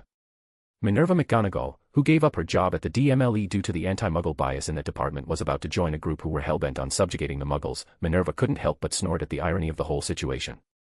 Minerva finally walked out of the Hogwarts wards, and as soon as she was out, she disapparated with a soft crack. Minerva thought that she needed to polish her skills. When she was in DMLE, she was trained for infiltration, but due to the lack of practice, she has lost her touch. Minerva McGonagall appeared inside the magical alley of Edinburgh, and after asking someone, she easily got directions towards the building she was looking for. So, without wasting her time, Minerva made her way toward the building, and after entering the building, she came face to face with a blonde witch who was standing behind a desk with a pleasant look on her face. Minerva felt a foreign influence wash over her mind. Vila, Minerva called out inside her mind. The woman sitting behind the desk was a Vila, which was a good recruitment strategy. As a woman who was only attracted to men, Minerva wasn't influenced by the allure, but she could still feel the allure. "How can I help you?" the Vila behind the desk asked with a polite smile on her face. Minerva returned the smile and approached the desk. "One of my friends recommended me to this place, telling me that you could deal with Muggle cases." Minerva asked with a hint of nervousness in her voice, which was obviously fake. "Yes, we do deal with Muggle cases." "Let me call someone who can hear you out," the Vila behind the desk replied with a pleasant smile on her face. Minerva had to stop herself from smiling. She used the lines mentioned in the brochure. Minerva had memorized the code phrases mentioned in the brochure. Minerva gave the Vila a grateful smile as the Vila tapped her wand over a rune. After waiting for a few seconds, a tan-skinned witch in her 50s came down the stairs. "This is Makusa Syra, she is the one who will be dealing with your case," the Vila told Minerva while pointing towards the oldest witch present. "Please follow me," the tan-skinned witch said in a polite while looking at Minerva. Just after hearing the witch's name, Minerva knew that the witch wasn't local, and she already knew that Vilas weren't local to their country, so Minerva concluded that Albus' suspicions were right. All of these people were Grindelwald's acolytes. Minerva didn't notice any hint of an accent from the Vila, but the witch named Makusa Syra had a thick accent, though Minerva couldn't place a finger on it as she had never left the Isles of Britain. Then Minerva turned towards the Vila behind the desk. "Thank you," Minerva politely thanked the Vila before following the lead of Makusa Syra. The Vila smiled widely and gave Minerva a polite nod. Makusa Syra led Minerva to a nice and cozy-looking room. Makusa Syra asked Minerva to take a seat. Minerva accepted the offer with a grateful smile on her face, while Makusa decided to sit on the opposite side of Minerva. "Tea," Makusa offered in a polite tone, and once again, Minerva accepted the offer with a grateful smile on her face. After only a few seconds, 2 teacups appeared on the table in between the two of them out of thin air. Minerva wasn't surprised. She was kind of used to the idea of food, snacks, and drinks appearing out of thin air. She had 7 years at Hogwarts as a student, and she had spent nearly 2 decades at Hogwarts as a teacher. "Thank you," Minerva thanks the tan-skinned witch as she picked up one of the teacups. "Don't mention it. I assume you must be nervous, so I thought that you would appreciate the tea." Makusa smiled, and Minerva couldn't help but nod. Even though Minerva was acting, she did feel quite nervous. To be honest, now that she thought about it, she had been quite impulsive. She should have researched more before coming here. She blamed her Gryffindor traits. "Minerva, get your head in the game, there is no use crying over spilled milk." Minerva chastised herself internally. "Yeah, thanks, I am kind of nervous. I heard about you people from one of my friends, and here I am. By the way, my name is Minerva McGonagall." Minerva introduced herself, looking kind of nervous. Some of it was an act, while the rest of her nervousness was completely genuine. "I understand, Miss McGonagall, your nervousness is quite understandable, and you already heard, my name is Makusa Syra, you may call me Makusa." The tan-skinned witch smiled brightly as she sipped tea from her own cup. "Then please call me Minerva. Do you mind if I ask something? You don't need to answer if you don't want to answer, but I was simply curious," Minerva said, and getting a nod from Makusa, Minerva decided to proceed with her question. "I wanted to know where you are from. I am simply curious as I have never left the Isles of Britain," Minerva added with a curious glint in her eyes. "I am from Anglo-Egyptian Sudan, so what do you do for a living, Minerva?" Makusa asked as intently stared at Minerva as she took another sip from her teacup. "I teach transfiguration at Hogwarts," Minerva revealed carefully. Even if Makusa was surprised, she didn't show it on her face. She had an extremely good poker face. "Impressive.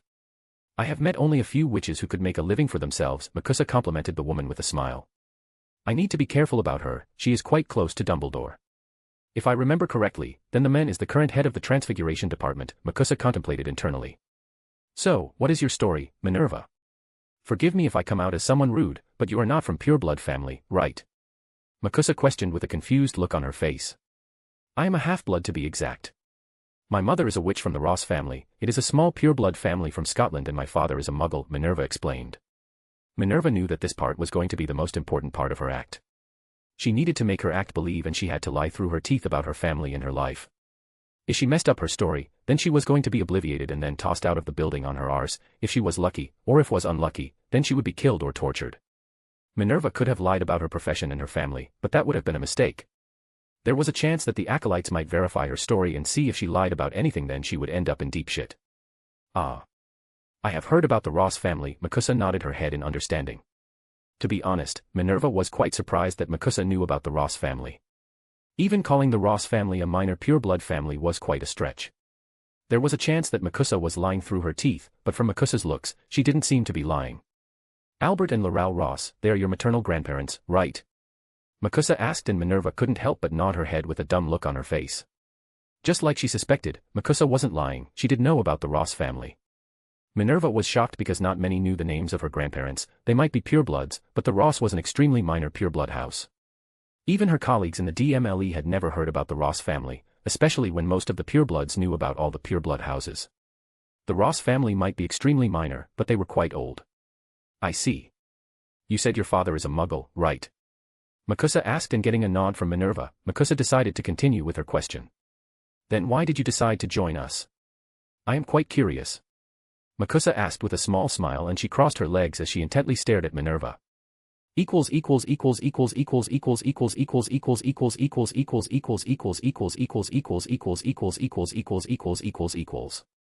Up to 4 advanced chapters on my Patreon. My Patreon link is https://www.patreon.com/ingloriousme. ==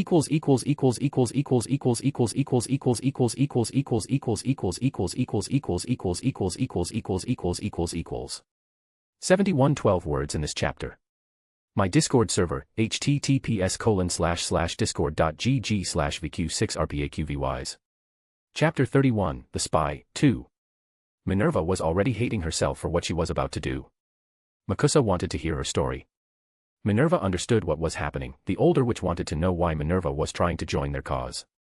In other words, Makusa wanted to know why Minerva hated the Muggles, especially when her own father was a Muggle. Minerva knew that she needed to make a promising story or Makusa wasn't going to believe her. Minerva took a deep breath as she prepared the story inside her mind. As you already know, my mother is from a pureblood family. Her name is Isabel McGonagall née Ross. After marrying my father, she locked away her wand in a box and she decided to give up on magic as she didn't have any plans of telling my father about mag. Minerva stopped when Makusa gasped in horror. Oh my. I feel really bad for your mother. Makusa shook her head with a heartbroken look on her face. Forgive me, please carry on. Makusa gestured Minerva to continue. Minerva resumed her story after giving Makusa a hesitant nod. My mother wasn't planning to tell my father about magic, ever. My father, Robert McGonagall, is a religious man. He believes in God and the Bible, so you could already understand why my mother decided not to tell him. Minerva stopped and looked at Makusa. After getting an understanding nod from Makusa, Minerva decided to continue with her story. My mother decided to give up magic for her love, but all of that changed after I was born, Minerva revealed with a shake of her head. Minerva genuinely felt bad for her mother. The woman decided to give up a part of herself for love, but in the end, the woman failed to protect her family from the truth. I started to show signs of accidental magic and soon my mother realized that she could no longer hide the truth. So she revealed the truth to my father. Even though my father didn't try to attack us with a pitchfork or call us demon worshippers. Minerva's breath hitched. This was much harder than she was expecting. Minerva came prepared knowing that she had to probably lie about her family and she was kind of ready too, but it hurt much more than expected. True, the dynamics in her family had soured after the big revelation, but her father's reaction was not that extreme. In fact, it was pretty tame considering the revelation. Minerva took another deep breath to prepare herself to continue the story. Even though nothing extreme happened after the big revelation, the relationship between my father and mother was never the same. He also kind of avoided me after the revelation. Since he was a religious man, he couldn't wrap his head around magic. Even though he stayed with us, he felt disconnected from the rest of us. Minerva sniffed. Now she was wondering if she should tell the woman the rest of her story or not. After thinking for a few moments, Minerva decided to stop right here. She did not want to reveal the story of Dougal McGregor to this woman. It was simply way too personal for her and she didn't want to lie about the only men she ever loved. Minerva noticed that Makusa was still staring at her intently and Minerva knew that she still to tell the witch why she wanted to join their cause. As I grew up, I slowly realized that no matter how much anyone tries, the Muggles are never going to understand us or our gifts. I am a professor at Hogwarts. I have been visiting Muggle homes to inform the parents about magic for nearly a decade, and sometimes I hate that part of my job. Minerva shook her head in sadness. Right now, she wasn't acting. In fact, she genuinely hated and loved this part of her job. Sometimes she witnessed the joy in the faces of the children and their parents, but sometimes, she had to witness the denial, the fear in the faces of the parents when she told them that their child was a witch or a wizard. She also hated to see the abused children in the orphanages. Those children were simply abused by the other children because they possessed some special gifts, but she couldn't condemn all the muggles just because of that. She had met a lot of nicer muggles too, who were ecstatic to find that their children were special. Even though her own father withdrew himself after the big revelation, he stayed with them to support the family. If he wanted, he could have left them and there was nothing her mother could have done. So, Minerva didn't hate all the muggles, she understood that some of them were simply bad apples. Most of them acted cruelly towards their children because they could not understand magic, only a few handfuls of them were genuinely bad. I want to join your cause because I genuinely believe in your cause. If we no longer need to hide, then the muggles would no longer have any reason to abuse magical children and no family would be ruined like mine. Minerva added in a determined tone, but in reality, she cringed internally as soon as the words left her mouth.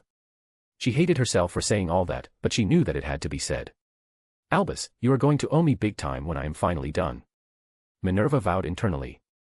Makusa inclined her head with a soft smile on her face. Minerva McGonagall, welcome to our cause, Makusa declared with a wide smile on her face. Then she slowly stood up and walked towards her desk. Minerva beamed after hearing Makusa's words, but at the same time, she followed Makusa with her eyes. Makusa picked up a parchment from the desk and after that, she started to return to the couch. Makusa handed the parchment over to Minerva. As soon as Minerva started to read the parchment, her eyes grew wide in shock. She looked up from the parchment and stared at Makusa. You can't be serious. Minerva gasped in shock. This time, she wasn't acting, she was genuinely shocked. Makusa softly smiled and pulled out her wand from her sleeve. It is what it is, we are kind of strict about the secrecy, Makusa softly smiled. It was pretty clear that the smile was fake. After all, the woman had her wand pointed at Minerva. Minerva wasn't a greenhorn when it came to fighting, she was pretty confident that she would be able to fight her way out of here, but it would be a waste to leave just like that. The oath written on the parchment was your run-of-the-mill secrecy oath, but the oath was pretty well thought out. Minerva could not think of a loophole, but no secrecy oaths were absolute. It was simply impossible to make it airtight. After all, intent played a big part in any type of oaths, so Minerva decided to scrutinize the oath with Albus. There were no clauses stopping her from revealing the oath to a third party. It might take some time, but she was sure that they will be able to find a loophole, and breaking a secrecy oath does not mean that she would lose magic. According to the parchment, the punishment for breaking her oath was quite simple. The Acolytes. No, this group of Acolytes called themselves Crimson Knights for whatever reason. Maybe someone else took over the Acolytes and changed their name.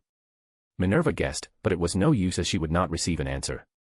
So, according to the parchment, if she broke her oath to the Crimson Knights, then she will be immediately expelled from their ranks. Though she could be reinstated after a hearing. Minerva read the clauses 2 more times, but she didn't find any hidden clauses. So, Minerva finally pulled out her wand. She noticed Makusa tense up as soon as she pulled out her wand. Minerva raised her wand in the air, and then she swore the oath without wasting any time. Makusa smiled brightly and stowed away her wand as soon as Minerva's wand tip flashed with white light, signifying that her oath was valid. The parchment in Minerva's hand turned into dust. Welcome to the ranks of Crimson Knights, let me show you around. Makusa stood up and extended her hand towards Minerva. Minerva wanted to question about the parchment. After all, something like that never happened, but after she saw the eager look on Makusa's face, she accepted the woman's offered limb. Moments later, the two of them disapparated from the room with a loud crack. Minerva was quite familiar with the feeling of side-along, so she wasn't feeling sick. After a few more moments, the two of them finally landed on an open field. Minerva looked around and she immediately realized that the field wasn't open as she had thought. Thousands of wizards and witches could be seen going around with their lives, and nearly 1,000 wizards and witches could be seen training in different groups. At some distance, she could also see that something big and massive was being constructed. Albus was wrong, he was so wrong. This is not a small group, I shudder to even think that this is a small group, Minerva couldn't help but worry inside her mind. On the other side, Minerva could clearly see the seashore. Where are we? Minerva asked curiously. She could make some guesses, but she wanted to see if Makusa would tell her or not. Right now, we are in the temporary base of the Crimson Knights. Well, technically it is permanent, but it will only be permanent after our base is finished. Makusa pointed towards the construction site. And as for the location, we are in Cornwall, Makusa added with a grin. Yes, Cornwall was one of her guesses, though Minerva still could not wrap her head around the numbers of the witches and wizards this mysterious leader had under their command. At the same time, it wasn't like these people were cannon fodder. This unit was like a well-trained army unit, which was not a good thing considering everything. Once again, Minerva remembered about the parchment, so unable to hold back her curiosity, she decided to question Makusa. Makusa, what happened to the parchment? It looked like it turned into dust. Minerva tilted her head in confusion. She really wanted to know what happened to the parchment. Oh, the parchment has a secondary function. I don't know the exact spells, but as soon as you swear the oath, the parchment activates its second function. It keys into the wards of our base as it turns into dust. Now, you can freely apparate in and out of this location, but let me warn you, don't try to bring anyone in. If the wards are triggered, then it would fry any intruders. Makusa warned, and Minerva almost gaped. She had never heard of a spell that would allow someone to key another person to the wards using a parchment. Well, you get to learn something new every day, Minerva mused. Isn't the security too extreme? Minerva asked in a worried tone. The wards were obviously dark, not that it mattered. In fact, Minerva shouldn't have expected anything less from an army of supremacists. Nothing is too extreme in case of security, Minerva, Makusa snickered, and even though Minerva didn't agree with what these people were doing, she had to agree with Makusa's statement. You could never be lax in case of security. I agree. So, do I need to join them? Minerva asked as she pointed towards the witches and wizards who were training in magical combat. Not necessarily. You said you teach transfiguration at Hogwarts, right? Makusa asked, and after getting an affirmative nod from Minerva, Makusa decided to continue. So, you could do what you have been doing, you could teach transfiguration. What do you think about it? I just need to talk with my boss. Makusa suggested, and Minerva didn't even need to think much regarding the offer. She immediately agreed with Makusa's suggestion. Sure, I would love that, Minerva answered excitedly. Makusa simply chuckled in amusement. It was clear that Minerva held quite a bit of passion for transfiguration. Good. Good. If you get bored, then you could always try something else. There are a lot of things you could do to support the knights, Makusa pointed out, and then all of a sudden she stopped. Makusa's face turned completely serious and she pointed in a certain direction. Minerva followed Makusa's finger with her gaze and she found a big clearing where nearly 100 children were playing. You are a new recruit, so let me warn you. If you want to play with the kids, then it's fine, but be careful, because if you try something with them, then you will be begging for death, Makusa warned with a serious look on her face as she shivered in fright. Minerva would never try harming children, but she still decided to store the information in her head. She wanted to ask questions about the children, but for now, she decided against it. She was a new recruit, and if she showed too much interest in the children, then there was a chance that Makusa and her superiors might become suspicious of her. That would make her task insanely difficult. So, Minerva simply gave Makusa an understanding nod. Once again, Makusa's smile returned as she started to lead Minerva toward her boss office. Makusa and Minerva finally arrived in front of a big tent. Makusa raised the flap and the two of them entered the tent without wasting any time. The inside of the tent was simply massive and it looked like an army barrack on the inside. Minerva was in complete awe as this was the first time she was witnessing something like this. The tent was not only an army barrack, on the left side, but there was also a massive canteen. That is where everyone comes to eat. Even you will need to come here for the meals. This place might look like the barracks, but this is a training area.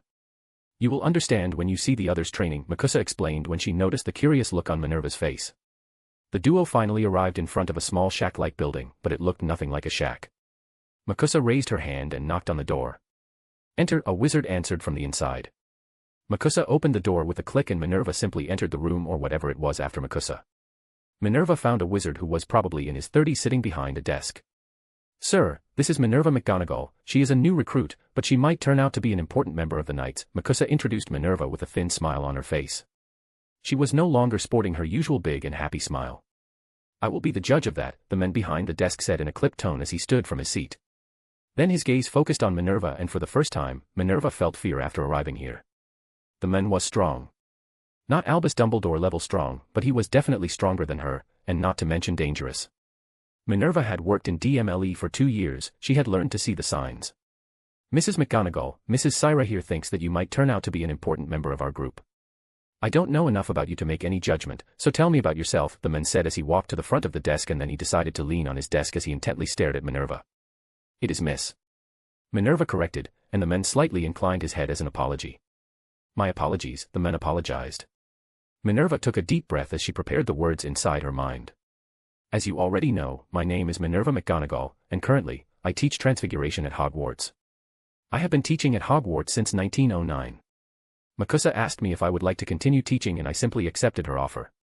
I have never taught any Newt classes, but I am confident about my ability to teach Newt students. Minerva looked like she was giving a job interview. Technically it was a job interview. There are no Newt students here. Tell me if you can teach Transfiguration to wizards and witches older than Newt students, the man scoffed. It didn't matter if Minerva could teach Newt students. After all, they weren't trying to open a school, he needed to know if Minerva could teach older students or not. Yes, I am confident that I can teach them too. I have done masters in transfiguration and I can teach them up to that point. I suppose that would be enough. Minerva questioned in a confident tone, and the man finally cracked a smile. I like your confidence, and for the record that would be more than enough, but I don't think you need to train anyone for masters. The man grinned and he got up from the table. He approached Minerva and then he extended his hand. Minerva thought that the man was probably asking for a handshake, so she simply extended her hand, but she stopped when she saw the man shaking his head. Your other hand, my lady. The man smiled and Minerva finally understood what the man was trying to do. So, with a faint blush on her cheeks, Minerva extended her other hand. The man grabbed the offered limb and then he placed a soft kiss on the back of Minerva's palm. The blush on Minerva's cheeks intensified. Minerva had seen a lot of purebloods doing this during functions, but this was the first time someone was doing this to her. The man finally let go of her hand as he slowly straightened himself. Forgive my manners, my name is Donovan Creed, and allow me to welcome you to the ranks of the Crimson Knights. You didn't quit your job at Hogwarts, right? Donovan asked, and Minerva shook her head in denial. Good, you can continue your job. I am not going to ask you to quit your job. After all, you must have worked really hard to get that job. From your last name, I know that you are not a pureblood witch, so you must have to work way harder than the others. Then let's decide on a schedule for you. I assume you don't have any problems with that. Donovan suggested with a soft smile, and once again Minerva shook her head. I am fine with a schedule, that will be the best for me. Minerva returned the smile. Yes, getting a schedule would be the best, as she could train the Crimson Knights without quitting her job. Minerva thought that she would need to quit her job. She knew that Albus would return the job to her after they were done, but that didn't mean that she wasn't worried. Now that she knew that she did not need to quit her job, she was feeling quite relieved. Good. Then let's get started. Donovan smiled as he gestured Minerva to take a seat, and then he turned toward Makusa. You may leave. Makusa simply gave him a nod before she started to leave. Minerva smiled as she accepted the offer and sat down. Donovan moved to the other side as he needed to take his own seat. Line break. When Minerva finally returned to Hogwarts, it was almost evening. Donovan had offered her quarters at their base, but Minerva had to politely refuse the offer as she already had a quarter at Hogwarts. Without wasting any time, Minerva made her way toward the head of the Transfiguration office. Minerva was quite sure that Albus would still be in his office.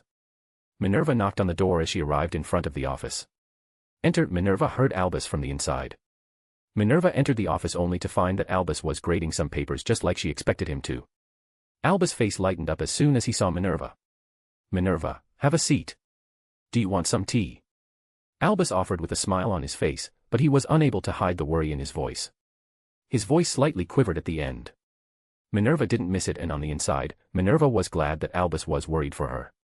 Tea would be most welcome. Minerva accepted Albus' offer with a smile as she sat down. Albus summoned a house elf and asked it to bring some tea and snack for the two of them. After only a few seconds, out of thin air, 2 teacups and 2 plates of scones appeared on the table. Minerva, are you all right? What happened? Albus asked with a hint of concern in his voice. This time, he didn't bother to hide his concern for her. I joined them just like you wanted me to, but Albus, it is way worse than you had thought. I can't go into details as they made me swear a secrecy oath. Give me a parchment, I will write down the oath for you, Minerva said, and Albus immediately extended a parchment along with a quill and inkpot toward Minerva. Did you really need to swear an oath? Albus questioned in a worried tone, and Minerva simply scoffed. There was no other way, Albus. I needed to swear the oath or they would have attacked me. I had to fight my way out of the building since it is under anti-apparition and anti-portkey wards, Minerva explained as she shook her head. Minerva grabbed the quill and then she quickly wrote down the oath. Albus grabbed the parchment and after some inspection, Albus found a loophole. I have already found a loophole, Albus declared with a smile on his face. Minerva perked up as soon as Albus' words registered in her mind. Really? That was way too fast, Minerva questioned Albus in a bewildered tone, and Albus couldn't help but chuckle after hearing her words. Minerva, do you know what a pensieve is? Albus asked with a smile on his face. Minerva shook her head in denial. Albus leaned back in his chair with a smile on his face, and with a flick of his hand, Albus summoned a book from the shelves. Albus grabbed the book and then he extended it toward Minerva. The witch accepted the book with a questioning look on her face. She read the title of the book out loud. Memoria. Minerva gave Albus a questioning look and Albus simply gestured toward the book. She hated this habit of Albus. She could not understand why Albus never gave straight answers. Minerva threw a glare in Albus' direction before she opened the book. The book was all about some artifacts related to memory. One of those said artifacts was the artifact called pensieve. After reading the book, Minerva finally understood what a pensieve was, but she still could not understand how it was a loophole. But I still can't understand how you are planning to get around the oath using a pensieve. Minerva declared as she placed the book on the table. Albus chuckled in amusement and Minerva threw him a dirty look before she huffed in annoyance. Let's say that you are using a pensieve to revisit your own memories, but for whatever reason, you forgot to remove the memories from the pensieve before leaving your room and someone ended up stumbling into your room and they decided to have a look at your memories before leaving. Albus suggested with a grin and slowly, gears started to turn inside Minerva's head. Finally, the idea clicked inside Minerva's mind. Minerva beamed at Albus with a bright smile on her face. I finally understand what you are trying to say. Minerva declared with a look of pure glee on her face. So, where can we get this pensieve? Minerva asked curiously, and Albus started to scratch his cheek with a nervous smile on his face. I need to contact a few of my friends. Pensieves are very hard to come by, and they are extremely difficult to create. My friend, Nicholas has one, but I don't want to borrow his pensieve, Albus answered back with a sheepish tone and Minerva simply huffed. How long will it take for you to get one? Minerva asked after she picked her teacup. At least a month or two, Albus answered in a defeated tone. Minerva also released a sigh after hearing his answer. There was not much she could do. Fine. How much is a pensieve going to cost? Minerva asked with a hint of concern. Since pensieves were so hard to come by, it must be quite expensive. You don't need to worry about it. I will take care of it. There is still quite a bit of Dumbledore fortune left in our family vault and it might not look like it, but I earn quite a bit too, all of which goes straight into my account since I live here, Albus answered with a smile. Minerva wanted to protest as she wanted to pay half of the price, but Albus already knew what was going to say, so he raised his hand to stop her from speaking. I always wanted to own a pensieve, Minerva. This simply hastens my plans and I don't want to hear your arguments, whatever they are, Albus added in an amused tone and once again, Minerva couldn't help but huff. Fine. It is your money. Minerva huffed and Albus started to chuckle in amusement. Minerva simply gave the man a disapproving look as she continued to sip her tea. Line break. Black Townhouse, Cornwall. So, how do I look? Ladies are going to love this, aren't they? Destiny grinned as she looked at herself in the mirror. Destiny already knew that she was going to ruffle quite a lot of feathers with her dressing choice, but she didn't care. She knew that they were simply jealous. She had always been looked upon since she was a child due to her beautiful hair and eyes. Yes, Destiny was quite narcissistic. Yeah, my beauty will dazzle everyone, Destiny mused internally as she fixed her collar. Narcissistic much? Ambika questioned dryly and Destiny decided to ignore the white-haired witch's question. Now, you are even ignoring me. Ambika raised her brows and Destiny finally turned toward Ambika with a sly grin on her face. Bite me. Destiny licked her lips as she took in Ambika's figure with her gaze. Ambika simply rolled her eyes, but with how sexy Destiny was looking, Ambika would be too stupid to refuse the offer. Maybe later, Ambika muttered as she looked away. Destiny grinned lecherously as she swooned upon Ambika. Destiny draped her arm around Ambika's shoulder and then she pulled the white-haired witch closer to her. My. Ambika, what a naughty girl you are. Destiny breathed into Ambika's ear and the white-haired witch shivered. How about we excuse ourselves so that we explore each other? You look irresistible in that dress, my love. Destiny licked Ambika's ear and once again the older witch couldn't help but shiver. Destiny, don't you have any shame? Cassiopeia exclaimed looking scandalized and Destiny simply shrugged. There is nobody else except for my lovers, why should I feel embarrassed? Destiny asked as she pecked Ambika on her lips before she finally let the older witch go, whose face was red like a tomato. Meanwhile, Cassiopeia was left completely speechless by Destiny's argument. She was right, but at the same time, she wasn't right. Come on, Cassie, you shouldn't be such a prude, Destiny huffed as she made her way toward Cassiopeia. Destiny plopped down beside Cassiopeia on the couch. By the way, you are looking absolutely gorgeous in that dress, Destiny pecked Cassiopeia on her cheek and Cassiopeia simply released a tired sigh. She had heard from Ambika that sometimes, Destiny acted like a child, right now, Destiny was doing just that. So, Cassie, why don't you tell me about the younger generation of wizards and witches I am going to meet? Destiny suggested, trying to change the topic. Destiny wanted to continue flirting, but she decided to stop. Both Ambika and Cassiopeia were looking extremely beautiful and she wanted to eat the two of them right here, right now, but this wasn't the right time, so she decided to divert her attention by talking about something serious. Cassiopeia took the bait just like Destiny expected her to. Cassiopeia perked up as soon as Destiny's words registered inside her mind. Even though Cassiopeia wasn't trained for politics by her family, she was quite good at it. She wasn't anywhere near Arcturus III's level, but she could take care of herself if needed. You need to be careful about Randolph Lestrange, he is a bastard, just like his father. He isn't strong or anything, he is dumb and that is the problem. He doesn't know what to say and what he shouldn't. Next are Odile Perrault, Huguette Perrault, and Laurel Perrault. They are kind of nice, so don't lower your guard. They are related to Lestranges, so they would think twice about sticking a knife through your ribs. Then there are the Gage twins, Louis and Mathis. They are also related to the Lestranges, but they are the good ones. The house of Gage is kind of grey, leaning towards the light, Cassiopeia explained with a thoughtful look on her face. Then you have Rufus and Castor Avery. They are brothers and Rufus is the older one, by 3 years, and they don't get along. Then you have George Bulstrode, he is one of the nicer guys. Then there are the Burke siblings, Margaret, Stephen, and Cara. Those 3 are complete scum just like their parents, Liam and Ismet. Then there is Armand Caro, he is quite nice. Then we have the Crouch siblings, Julius and Hestia.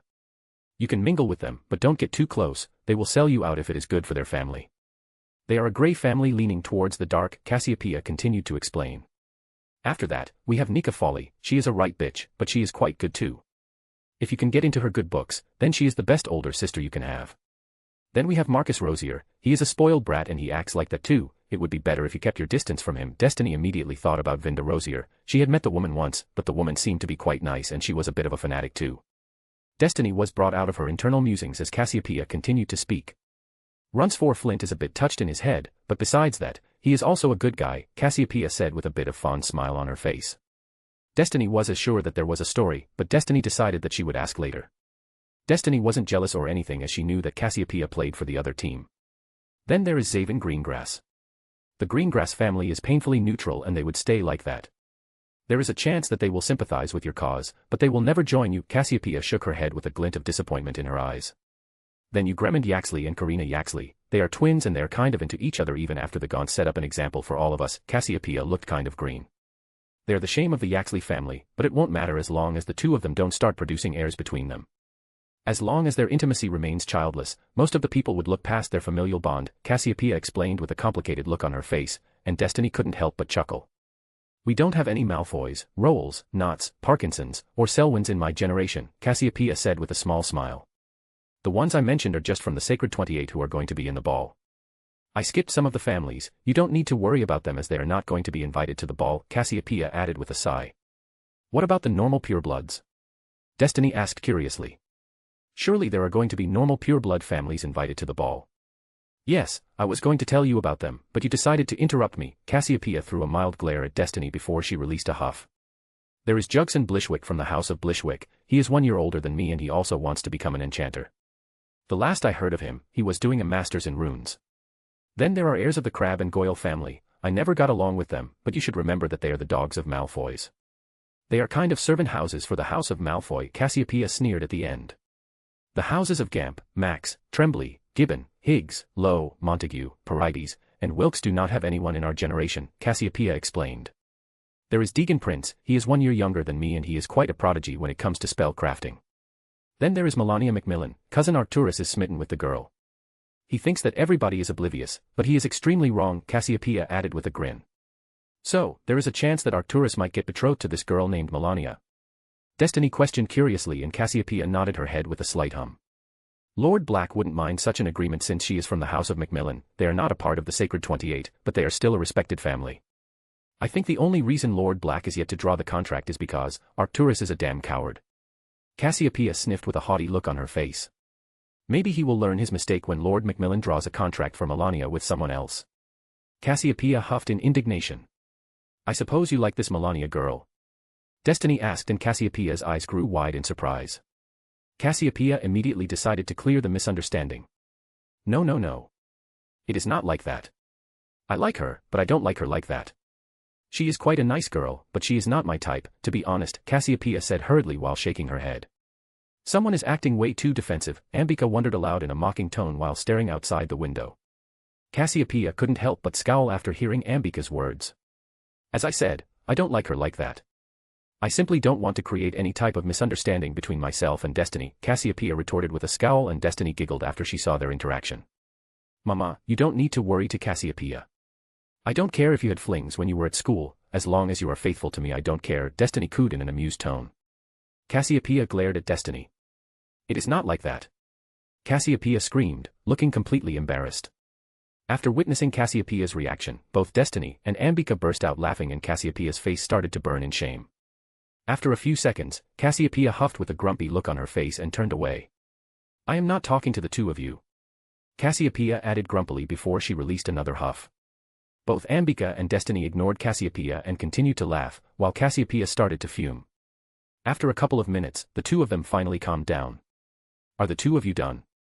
Cassiopeia questioned with a scowl on her face, and Destiny decided to shamelessly nod her head. Cassiopeia was about to go bonkers, but Destiny finally decided that it was enough and she needed to stop, and Cassiopeia might end up trying to curse her, the keyword being try in this regard, since there was no way that Cassiopeia could actually curse Destiny. Destiny raised her hands in the air. Sorry. I was just joking, Destiny said, and Cassiopeia huffed like a haughty princess. After a few seconds of silence, Cassiopeia finally released a sigh and a small smile appeared on her face. Cassiopeia might be a pureblood witch, who was taught how to be prim and proper since she was a small child, but that did not mean that she could not have some fun.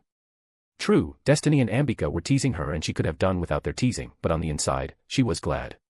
She rarely got any chance to act like a normal girl. When she was with her friends from Hogwarts, she always had to be careful. Fine. I forgive you, Cassiopeia said with a sigh, and she looked like she was doing Destiny a favor by forgiving her. Destiny simply raised her delicate brows with an amused glint in her eyes. I see, that's good. So, why don't you tell me about the rest of the young generation? Destiny suggested, and Cassiopeia couldn't help but give Destiny an exasperated look. She was already planning to tell Destiny about the rest of her generation. Destiny didn't need to urge her. Then we have Christopher Tripe. He is not a good guy, but he is family, so we have to put up with him, and the vice versa. After all, you can't choose your family, Cassiopeia explained while shaking her head. Then there are the Awkward siblings, Sturgis and Syra. Syra is, the exact word will be, an opportunist. She would stick with anyone powerful, no matter how annoying they are, but she wouldn't mind leaving them if someone stronger with more influence appeared in front of her eyes. The brother is completely opposite. He is planning to join the Auror Academy. He wants to become an Auror, just like his father, Cassiopeia added. Wait. You said Sturgis Awkward is planning to become an Auror just like his father, which means his father is an Auror. Is he invited to the ball? Destiny questioned with a serious look on her face. Cassiopeia smiled apologetically. The Awkward family has been traditionally a dark family, but in some of the recent years, they are moving towards the neutral leaning, but since they are still allied with the dark faction in the Wisingamot, Lord Black had to invite them. Elphinstone Awkward is a senior Auror. He is not that strong, but he is really experienced when it comes to field jobs. That is the only reason he was given the promotion, Cassiopeia explained, but Destiny looked still kind of worried. After all, that man was a threat to her secrecy and she took her secrecy very seriously. Cassiopeia easily noticed the slightly worried look on her face, so she decided to appease Destiny's worries. Don't worry, he is a follower regardless of his personal feelings. There is a chance that he might not like what you are doing, but there is no way that he would openly oppose you if you have the support of the rest of the dark faction, and he just can't leave the dark faction without facing any severe repercussions, Cassiopeia explained with a soft chuckle. For now, Destiny decided to let the matter rest, but she was going to deal with it when the time was right. Moving on, Cassiopeia rolled her eyes. Then we have the McNair siblings, Corina and Cassius. The of them are quite similar to Randolph Lestrange.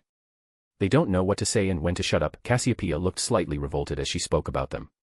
Then we have Lucian Mulciber. He is a brute, but he is one of the nicer guys. Then we have Lucinda Rockwood. The last I heard of her, she had decided to go off on a journey around the world. I don't know if she will be attending the ball with the rest of her family or not, but I thought that should know, just in case. Cassiopeia continued her explanation. And lastly we have Nathaniel Runcorn. He was my senior by 2 years, so I never mingled with him, but from what I have seen, he gives me creeps. Cassiopeia shuddered in disgust. Finally, Destiny started to review all the information given to her by Cassiopeia. So, she closed her eyes, and then she slowly leaned back on the couch. Line break. A wizard and witch appeared outside a pub named the Magical Ale with a loud crack. It was quite a famous pub in the Nocturne Alley, and almost all of the pureblood heirs and ladies came to this pub if they wanted to have some drinks. The pub was run by the Ogden family, so it was pretty understandable that the pureblood would consider this pub fit for their station. Even though the Ogden family was a part of the light faction, the darker families didn't mind visiting this pub as this was the best pub in magical Britain. Are you sure that he would be here? After all, only a couple of hours are left before the ball starts, the wizard pointed out, and witch simply huffed as she rolled her eyes. I am sure he is here, the witch insisted as she placed her hands on her hips, trying to look intimidating. Okay. The wizard trailed off with an unsure look on his face. But I don't even know the guy. How am I supposed to act like him and not get caught by anyone, including his family? The wizard asked curiously with a mocking glint in his eyes. You know the Malfoys, right? The witch asked in a condescending tone, and after getting a nod from the wizard, the witch beamed with a bright smile on her face. Then you just need to act like them, the witch revealed with a bright smile on her face. Fuck. That was all I needed. Now, I need to act like those peacocks, the wizard groaned as he rubbed his face in frustration. Fine. Fine. I will do it. The wizard agreed, but he looked kind of green. Don't be a baby. Pull out the cloak and let's wait for him here, the witch said, and the wizard pulled out 2 invisibility cloaks from his robes. The 2 of them quickly put on the cloaks and decided to wait outside the entrance. 'Up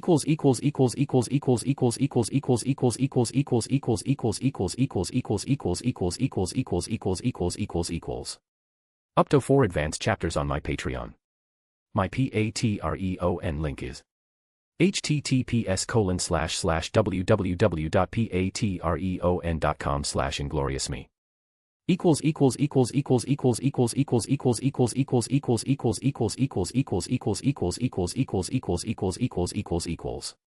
7219 words in this chapter. My Discord server, https://discord.gg/vq6rpaqvys. Chapter 32, The Ball, I. After waiting for nearly half an hour, Marcus Rosier finally came out of the pub, looking kind of drunk. This made their task a lot easier. Marcus Rosier started to make his toward the apparition point while swaying from side to side, but before the poor drunk could reach the apparition point, a red jet of light came from nowhere and slammed on Marcus' back, knocking him out. Moments later, with a swish of clothes, the body of Marcus also disappeared into thin air. The wizard and the witch finally took off their invisibility cloaks after reaching inside one of the empty alleys. The witch leaned down and grabbed Marcus' hair. With a jab of her wand, she removed a small tuft of hair from his head. Then she handed over the tuft of hair to her partner. The wizard shoved the tuft of hair inside one of his pockets, leaving only a single strand of hair between his fingers. After that, he pulled out an alcohol hip flask from another one of his pockets, and then he put the strand of hair inside the flask. The man grimaced as he took a sniff from the flask. Meanwhile, the witch was already busy stripping the heir of the house of Rosier. Wait. Why are you stripping him? The wizard questioned in a bewildered tone. The witch looked up and gave the wizard an incredulous look.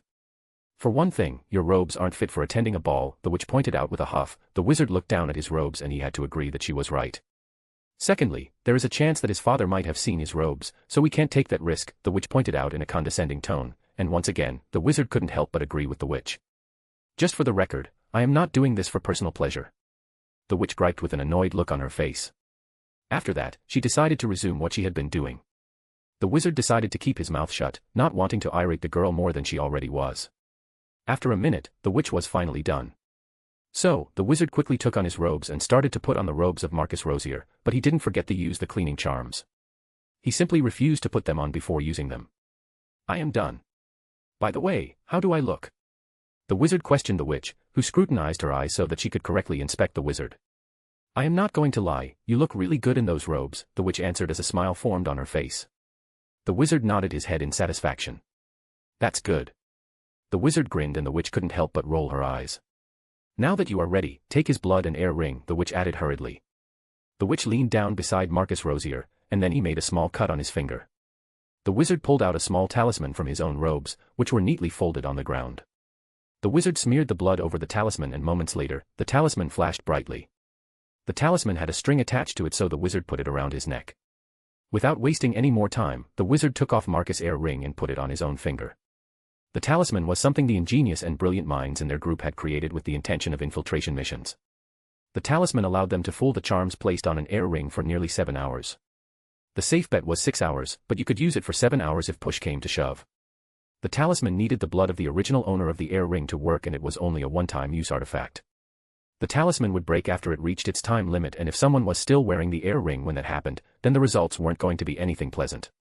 Thankfully, the ball wasn't going to be 7 hours long. So he would be able to get out of the Black Tower before something like the talisman reaches its time limit. To make the talisman, quite a few rare ingredients were needed. Not only that, the process was extremely difficult and time-consuming too. Good. Remember the time limit. I don't want you anywhere near that ring when the talisman finally breaks, the witch reminded with a serious look on her face, but she was unable to hide the concern in her voice. Don't worry, I will be fine, the wizard said with a soft smile on his face. The witch simply gave him a nod while her eyes were filled with worry and concern. Then she finally glanced toward the body of Marcus Rosier. Let's go back to the base. For now, there is still more than an hour left before the ball starts. When are you going to leave? The witch questioned the wizard. The wizard thought for a bit. I think I will leave after half an hour, the wizard answered while scratching his chin. Then let's go now, the witch said to the wizard, and he simply gave her an understanding nod. The witch pulled out a stone from one of her pockets, and after taping it with her wand, she dropped it on Marcus' body. Moments later, Marcus' body disappeared as the portkey activated. Moments later, both the wizard and the witch disappeared with a loud crack. They had to take away Marcus because they couldn't have anyone stumble upon it. Additionally, they also needed to modify his memories after the wizard returned from the ball. After all, they could not leave any loose ends. It was going to be a long and tedious task, so they needed quite a lot of time. There was no way that they could have done that inside a dark alley. That is also why they had to take the heir of the House of Rosier to their base. Line break. Destiny walked out of the flue of the Black Tower accompanied by Cassiopeia and Ambika. Destiny expected that she would be turning a lot of heads with her looks and dressing choice, and she wasn't disappointed. As soon as the flames disappeared, Destiny found almost everyone present at the ball staring at her. There was still nearly an hour left before the actual ball was supposed to start, but the guests have already started to arrive as was expected of them. All of them were gathered in smaller groups as it was the best way to spend your time and while mingling with the others. Murmurs broke out as soon as Destiny came into everyone's view. Most of the voices were condescending, mocking, or insulting, and only a minor part of those voices were laced with outright disgust and the rest were laced with uneasiness. Destiny didn't care much about any of that. She was already expecting a reaction like this, and from what she knew about the purebloods, they tended to forget the shortcomings of a person if that person was strong. Destiny knew that she was strong and was going to prove that at the end of the ball. Sirius also noticed the arrival of Destiny. He was also slightly taken aback by her dressing choice, but he was able to quickly gather his bearings. Now that he thought about it, Destiny was never going to wear a dress. He didn't know her well like his niece, but he still knew Destiny quite well. So he should have expected her to wear a suit instead of a dress. Sirius internally shrugged as he put a smile on his face and made his way toward Destiny. He could easily hear the murmurs and he would have grimaced in other cases, but for this case, he decided to ignore their mindless ramblings. He knew the Society of the Purebloods worked. As soon as they realized how strong Destiny was, they were going to try to get into her good graces, completely forgetting about their previous transgressions. Sirius finally arrived in front of Destiny and respectfully bowed his head, shocking everyone present, except for Destiny and Ambika. Even Cassiopeia was taken aback by Sirius' action. By his action, Sirius was telling everyone that Destiny was one of the most honored guests. Once again, murmurs broke out, but this time, almost all the voices were laced with curiosity, and worry, and the rest of the voices were laced with a hint of fear. Sirius has declared Destiny as one of the honored guests by his actions, so obviously, everyone was worried that they might have insulted the wrong person. Lord Black, who was one of the most powerful men on the face of magical Britain, was paying respect to the crimson-haired woman, which means that the woman must be someone very important. While a lot of lords and young heirs were trying to think how to get into Destiny's good graces, Sirius extended one of his hands toward Destiny while he still had his head respectfully lowered. Destiny extended her hand with a soft smile on her face. Sirius accepted the offered limb and brushed his lips over Destiny's knuckles. Sirius finally let go of her hand and raised his head. "Greetings, milady. Let me show you around," Sirius offered Destiny with a smile, and Destiny accepted the offer with a polite smile on her face. After that, Sirius started to lead Destiny toward the staircase while Ambika and Cassiopeia were trailing behind. Sirius led Destiny, Ambika, and Cassiopeia to the first floor.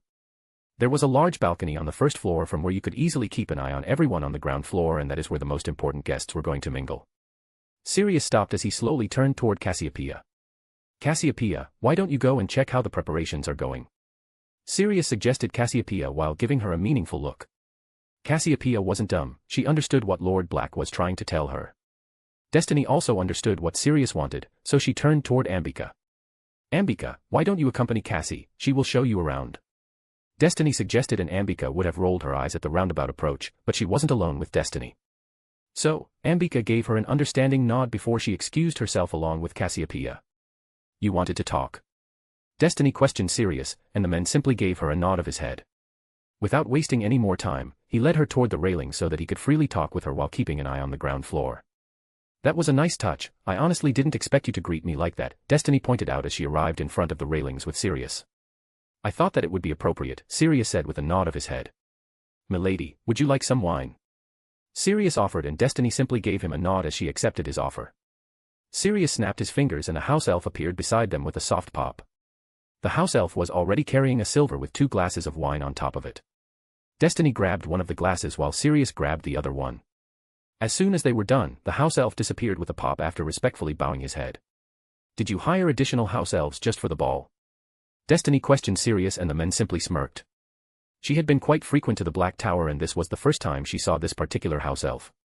Yes, Sirius admitted with a nod of his head as he took a small sip from his glass. Destiny nodded her head in understanding. Sirius had invited a lot of guests and managing all of them would have been impossible for just 3 elves.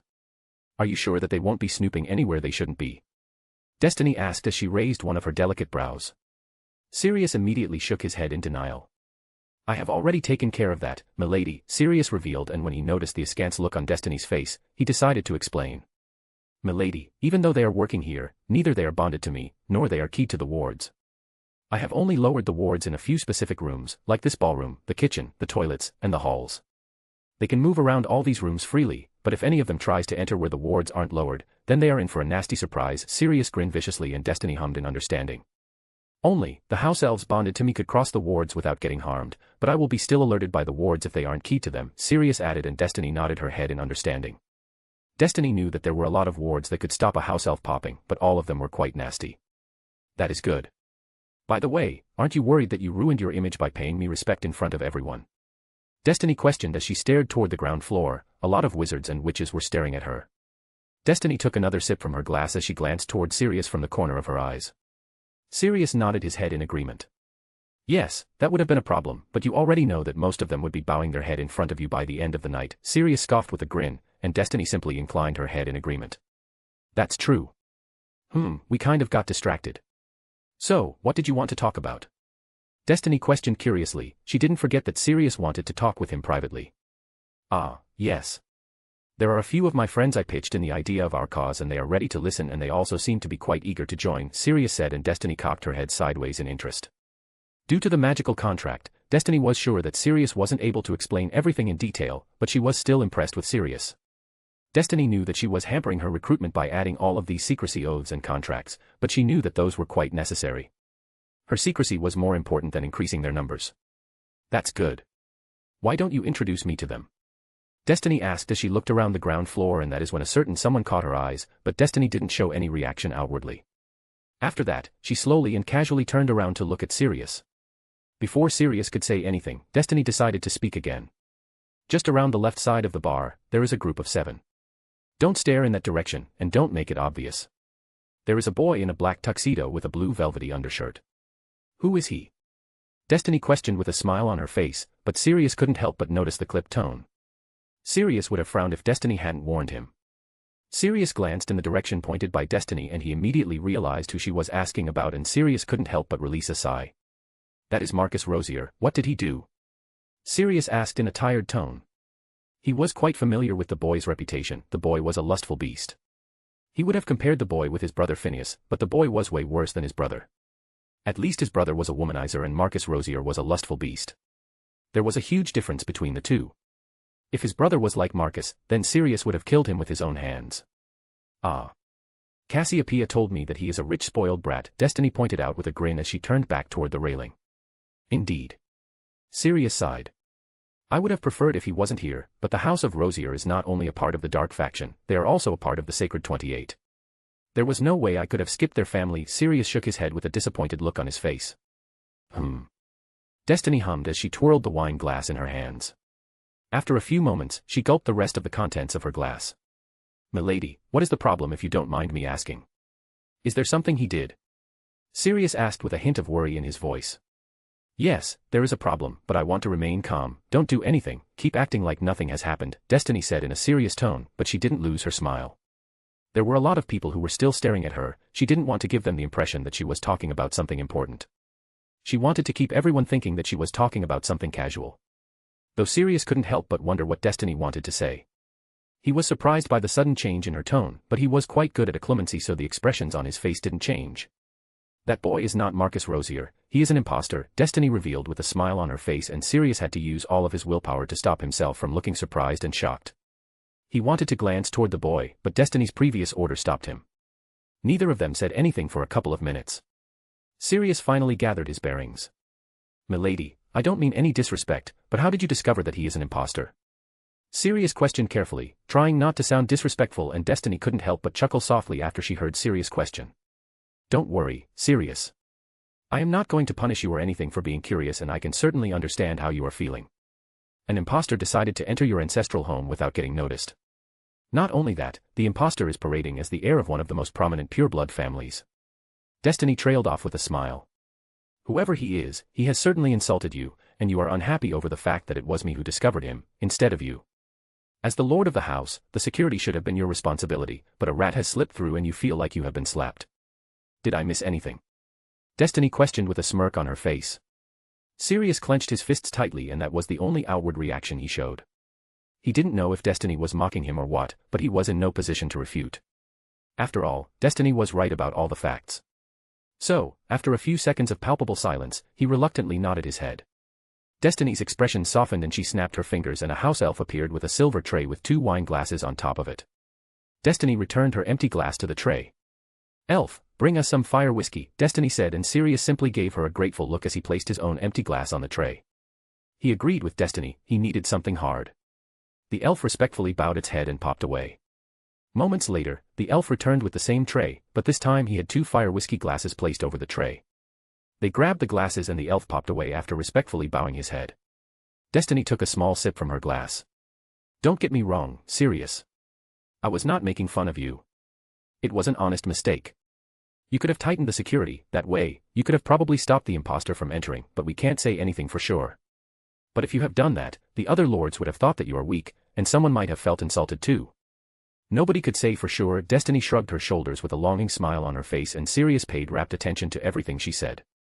"Now, you asked me how I discovered that he is an impostor. To be honest, I didn't know until I heard his name from you. At first, I found his gaze kind of weird. After you greeted me, a lot of young heirs were staring at me. There is one thing common in all of their gazes, lust, but he was the only one who wasn't staring at me with lust in his eyes. He did try to imitate it, but he simply couldn't imitate it. If he was disgusted, then it would have been understandable, but he was staring at me with concern and worry. It was like he was trying to follow all of my actions. He looked like he recognized me, like he already knew me, but that should have been impossible since this is the first time I am meeting Marcus Rosier," Destiny explained as she turned around to look at Sirius. "I see." Sirius muttered with a hint of awe in his voice. He couldn't believe that Destiny deduced so much just by looking at the boy for once, but he didn't doubt Destiny. "Milady, what do you want me to do about him?" Sirius asked as he took a sip from his own glass. Destiny released an amused snort. "For now, nothing. I don't know who it is, but I am sure that he would do anything to escape if he finds out that we are onto him.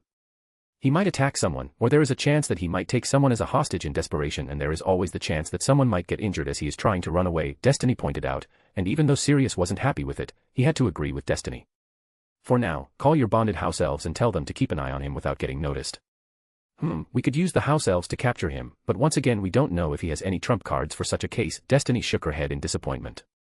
Destiny was barely holding herself back from attacking the boy. Destiny had been extremely careful about her secrecy, but whoever this person was, he or she clearly knew her. Destiny was quite displeased with this development. She wanted to rummage through the man's mind, she desperately wanted to find out how he knew about her, but right now, her hands were tied. If she did try to capture him right now, then, first of all, Destiny would have to ask Sirius to raise the anti-apparition and anti-portkey wards, as she could not have him running away. She also needed to ask Sirius to lock the flow, just in case, and as soon as Sirius would have raised the wards, everyone present would have been alerted. That would have been bad for Sirius' image. Not only that, the impostor would have been alerted too. Whoever the impostor was, he would immediately know that his gig was up, and that is when he would become the most dangerous. Even if Destiny successfully captured the impostor, then it would be a huge slap on Sirius' face. As Destiny mentioned, Sirius is the one who is hosting the ball, he is the lord of the house, and Sirius allowed an impostor to enter his ancestral home without getting caught. Sirius would become a laughingstock. He would lose all of his credibility as Lord Black. If Sirius could allow an impostor to trespass into his ancestral home, especially during a special occasion like a ball, then how could he manage such a huge and respectable family? Even though Sirius would not lose his position as Lord Black, he would lose his reputation, and reputation is everything in pureblood society. If Sirius lost his reputation, then by extension, the House of Black and all of its members would also lose their reputation. After that, it was highly unlikely that Sirius would ever be able to regain the reputation and credibility he lost. Since the Black family was quite big, Destiny was sure that they would be able to regain their credibility and reputation, but they would have to work up from the bottom. That was going to be quite hectic. Additionally, if Sirius lost his reputation and credibility, then by extension, Destiny would be also losing her credibility, which would hinder her cause and objective. She was using the House of Black to recruit the pureblood families for her cause, so if Sirius lost his reputation and credibility, then who was going to trust her? Additionally, if she did capture the impostor completely disregarding the House of Black, then she would be losing one of her biggest supporters. Sirius was the one who was paying for the raw materials needed for her castle, and Cassiopeia is the one who bought her the land. If she lost their support, then she would lose her financial backer, and the House of Black is one of the richest families in the magical world. Destiny has also invested quite a lot in their family. She had cast the Fidelius over Cassiopeia's house, and then she had also given the gift of Parseltongue to Cassiopeia. The House of Black was not only her financial backer, they also had one of the biggest libraries. Destiny would never forgive herself for losing that. Yes, Sirius had signed a magical contract, but the contract did not contain any loyalty or fidelity oaths. In fact, it was just for Destiny's secrecy. So, the House of Black could easily leave her service, and forcing them would be a bad idea. She couldn't control them with just power, she also needed charisma to make sure that they followed her loyally. If she forced them to follow her by power, then she would be oppressing them, and oppression leads to discontent, and discontent leads to betrayal. That is how the world worked. Destiny knew that she was strong, but even she wasn't delusional enough to think that she couldn't be harmed or killed. Just a lucky shot and she would be killed. That is how fickle a human body was. Sirius decided to follow Destiny's suggestion, and he called one of his bonded house elves. After casting a silencing charm around him, he told the house elf what to do.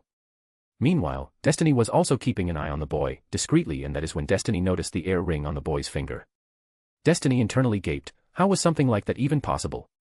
For a moment, Destiny started to wonder if she had been wrong about the whole imposter thing, but one look at the boy's eyes told her that she was right. But how did they do it?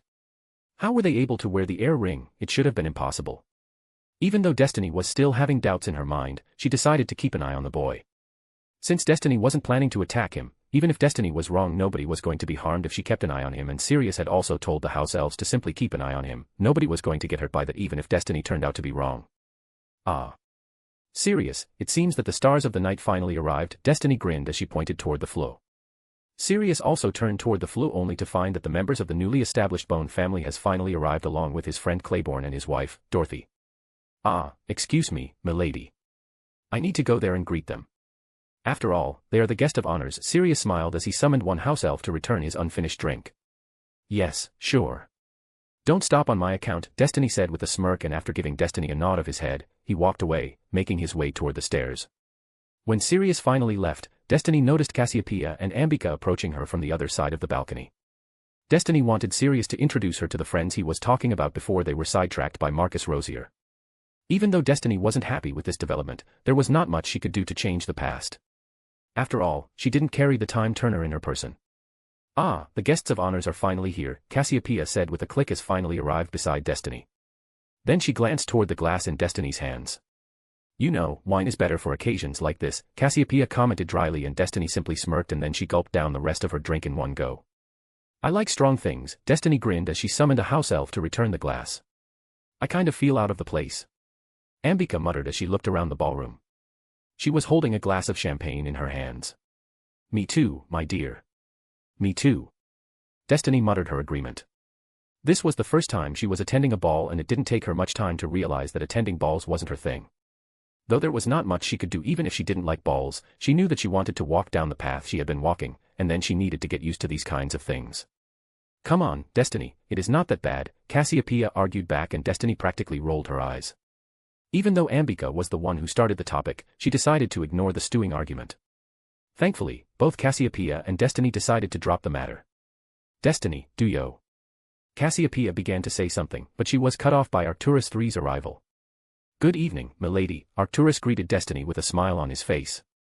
After arriving in front of Destiny, he slowly lowered his head, and then he extended his hand toward Destiny, just like Sirius had done. Destiny smiled as she extended her own hand. Arcturus accepted the offered limb, and then he brushed his lips against Destiny's knuckles. When he was finally done, he released her hand.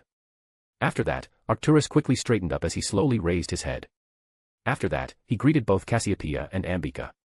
Milady, if I am not wrong, then this is your first ball, right? Arcturus asked in a respectful tone, and after getting a nod from Destiny, he decided to ask what he wanted to ask in the first place. So, what do you think about the ball?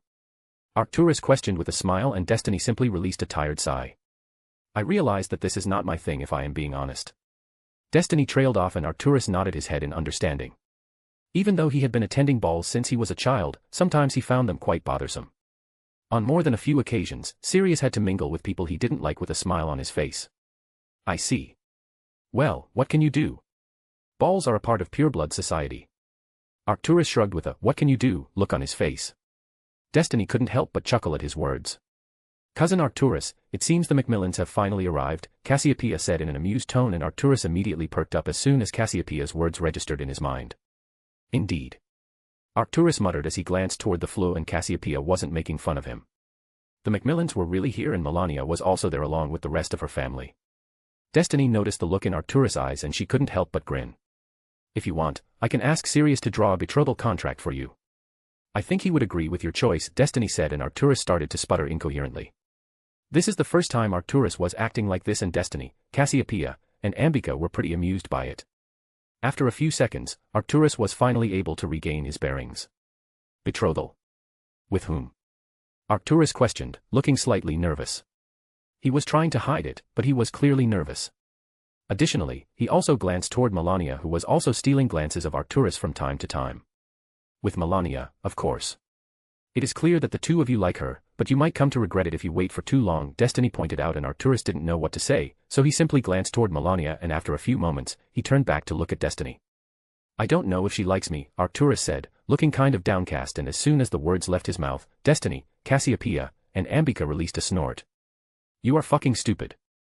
This is the first time I am seeing her, and I already know that she likes you. The way she looks at you is a clear indication," Destiny pointed out, and Arcturus looked back at Melania and he found her staring at him. "Yes, cousin. If you think that she doesn't love you, then you are clearly stupid," Cassiopeia said with a snort, and Ambika simply nodded her head in agreement. She didn't know Arcturus that well, so she refrained from making any comments. "I guess," Arcturus muttered with an unsure look on his face.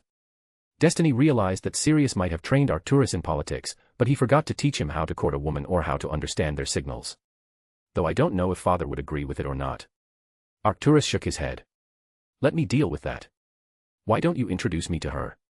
Destiny suggested when she noticed that Melania was already coming upstairs. Arcturus smiled when Destiny told him that she would talk with his father. Arcturus was sure that his father would happily accept Melania as his daughter-in-law if Destiny asked him to. "Sure. Let me get her," Arcturus said with a nod of his head, and then he left to get Melania. "This is the first time I saw him like this," Cassiopeia muttered in an amused tone. "Yeah, he is completely smitten with her. I never thought that I would see him losing his composure," Destiny added with a grin. "Looks like someone else is also smitten with someone," Ambika commented dryly, and both Destiny and Cassiopeia turned toward her with confused looks on their faces. Looking at the confused looks of Destiny and Cassiopeia, Ambika decided to elaborate. "Destiny, that boy has been staring at you for quite some time. I wonder how he is going to feel when he finds out that you play for the other team," Ambika said with an amused glint in her eyes. Destiny groaned in annoyance when she finally realized who Ambika was talking about. Whoever was posing as Marcus Rosier was a complete amateur. He was continuously staring at her, and he wasn't even trying to be discreet or anything. "That is Marcus Rosier, he is a degenerate pervert," Cassiopeia spat out in disgust. She looked like she had stepped over something extremely filthy. Destiny was about to tell them why Marcus was watching her, but she saw Arcturus approaching them with Melania in his tow, so she decided to explain later. Line break. Marcus Rosier, or whoever was posing as Marcus Rosier, was reaching his limit. He had decided to infiltrate the ball so that he could spy on Destiny Grindelwald, but it was becoming kind of difficult for him with each passing second. The wizard who was posing at Marcus Rosier was cursing his unlucky stars. Why the hell did they have to select a spoiled brat like Marcus Rosier? He felt that it was the biggest mistake of his life. "My baby, do you like that girl? I will ask Lord Black to get her for you," a pudgy woman cooed lovingly, and the wizard cringed at the woman's words. "There will be no Rosier family to see tomorrow, son, if you really do that," the wizard grimaced internally. He was sure that Destiny would kill all the Rosiers if the woman beside him dared to say those words in front of Destiny. The pudgy woman was his mom. Technically, she was the real Marcus Rosier's mom. "Yes, son. I am Lord Rosier, and if I can't even get a woman for my son, then I am not worthy of my title. She should feel lucky that she has caught the attention of my son," Lord Rosier declared proudly. "No wonder your son is a spoiled brat. People like them should rot in prison for bad parenting." The wizard shook his head and decided to take a break. "Father, I think I need to visit the washroom," the wizard said, and after getting a curt nod from the men, Marcus Rosier aka the imposter started to make his way toward the bathroom. The wizard discreetly pulled out his wand, and with a flick of his wand, he erected a couple of alert wards on the door. After entering the bathroom, he quickly made his way toward one of the stalls, and once again, he flicked his wand, but this time, he erected a couple of privacy wards. He entered the stall, and after putting down the lid of the toilet he sat down. He released a tired sigh and pulled out a hip flask from his robes. After taking a few sips from the flask with a disgusted look on his face, he shoved the flask back inside his robes. He released another sigh and pulled out a mirror from his pocket. Without wasting any more time, he tapped the mirror with his wand. After only a few seconds, a bespectacled wizard appeared on the other side of the mirror. "So, did you find anything?" The bespectacled wizard on the other side of the mirror asked. "Yes, she seems to be quite close to Ambika Rajat and Cassiopeia Black, and as we expected she is quite tight with all the blacks," the wizard posing as Marcus Rosier answered. "Her closeness to Ambika Rajat and Cassiopeia Black isn't surprising, we already know that she plays for the other team," the wizard on the other side of the mirror commented dryly. "Find out everything you can about the blacks, it is going to be very important for us in the future," the bespectacled wizard added, and the imposter could help but groan. "Only if our resident black wasn't so useless." The imposter shook his head. "Hey. Don't blame him. He had a hard time getting along with his family because of his blood purist and unhinged mother. If he stayed there then he would have lost his mind," the bespectacled wizard defended their resident bulk, whoever it was. "I am not blaming him. I was simply pointing it out," the imposter corrected himself, and the bespectacled wizard simply inclined his head in understanding. "Listen, mate, whatever you do, just don't get caught. If you get caught then everything will be over. She will find out about us. Our backgrounds aren't the main problem, the problem is related to our supporters. If she finds out about them, then she will start looking for them, and we already know that there are many who would happily support her," the bespectacled wizard reminded the imposter, and the imposter frantically nodded his head in agreement. Yes. I know that. Don't take me for a fool," the imposter retorted, and the bespectacled wizard frowned in disapproval. "I am not insulting you, I am just trying to remind you of the risks." The bespectacled wizard released a tired sigh. "Perhaps, I went overboard and I am sorry for that. I simply care about you even without all the secrets," the bespectacled man said in a caring tone, and the imposter looked slightly guilty after hearing the man's words. "Okay, do you think I should attend the meeting?" The imposter asked, and bespectacled wizard didn't answer immediately. He frowned, and after thinking for a bit he reluctantly nodded his head, but he didn't look happy. "You have the portkey, right?" the bespectacled wizard asked, and after getting a nod from the imposter, he decided to continue. "Good. Don't hesitate to use it at the first sign of anything amiss. After all, with her there, you won't be getting a second chance," the bespectacled wizard reminded the imposter, and the imposter could only nod his head in agreement. "Remember, don't underestimate her. There is already a chance that she has already discovered you and she might set a trap to capture you. Don't forget. Constant vigilance." The bespectacled man barked loudly, and the imposter's eyes twitched in irritation. Yeah. I know," the imposter sighed, but he still nodded his head in understanding. "Listen, I gotta go or the parents of my bodysuit might become worried," the imposter said, and after getting a nod from the bespectacled wizard on the other side of the mirror, the imposter disconnected the call, and then he put back the mirror inside one of the pockets of his robes. After pressing the flush, the imposter walked out of the stall, and after washing his hands, he started to walk towards the door, planning to leave the washroom. With a flick of his wand he dried his hands, with another flick of his wand, he pushed the door open. "Fucking finally. I thought you fell asleep inside, and I started to wonder if I have to break into men's loot to capture you or not," the imposter paled in horror when he found Destiny Grindelwald leaning on the wall of the other side. He paled even more, which was supposed to be impossible since he was already white as a sheet when he felt the anti-apparition and anti-portkey wards go up. "You should have stayed with your mummy and daddy, imposter," Destiny said in an amused tone as she pushed herself off the wall. The imposter knew that he was fucked. There was no way that he could act his way out of here. Destiny already knew that he was an imposter. "Fuck." The imposter gasped in horror, and the smile on Destiny's face widened as it slowly turned into a feral grin. "Fuck, indeed," Destiny added as she pulled out her wand. Equals.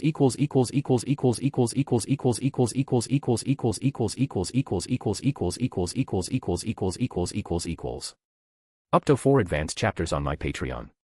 My Patreon link is https://www.patreon.com/ingloriousme. ==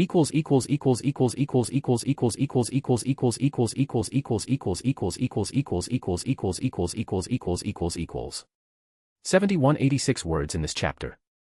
My Discord server, https://discord.gg/vq6rpaqvys. Chapter 33, The Order of Light, I.A/N. For those who don't know, I have been recently transferred and now I am not getting enough time to write. Previously I had a desk job and now I have a survey job. So, I will be decreasing the word count. Previously, all of the chapters had 7k words and now I will be aiming for 5k words.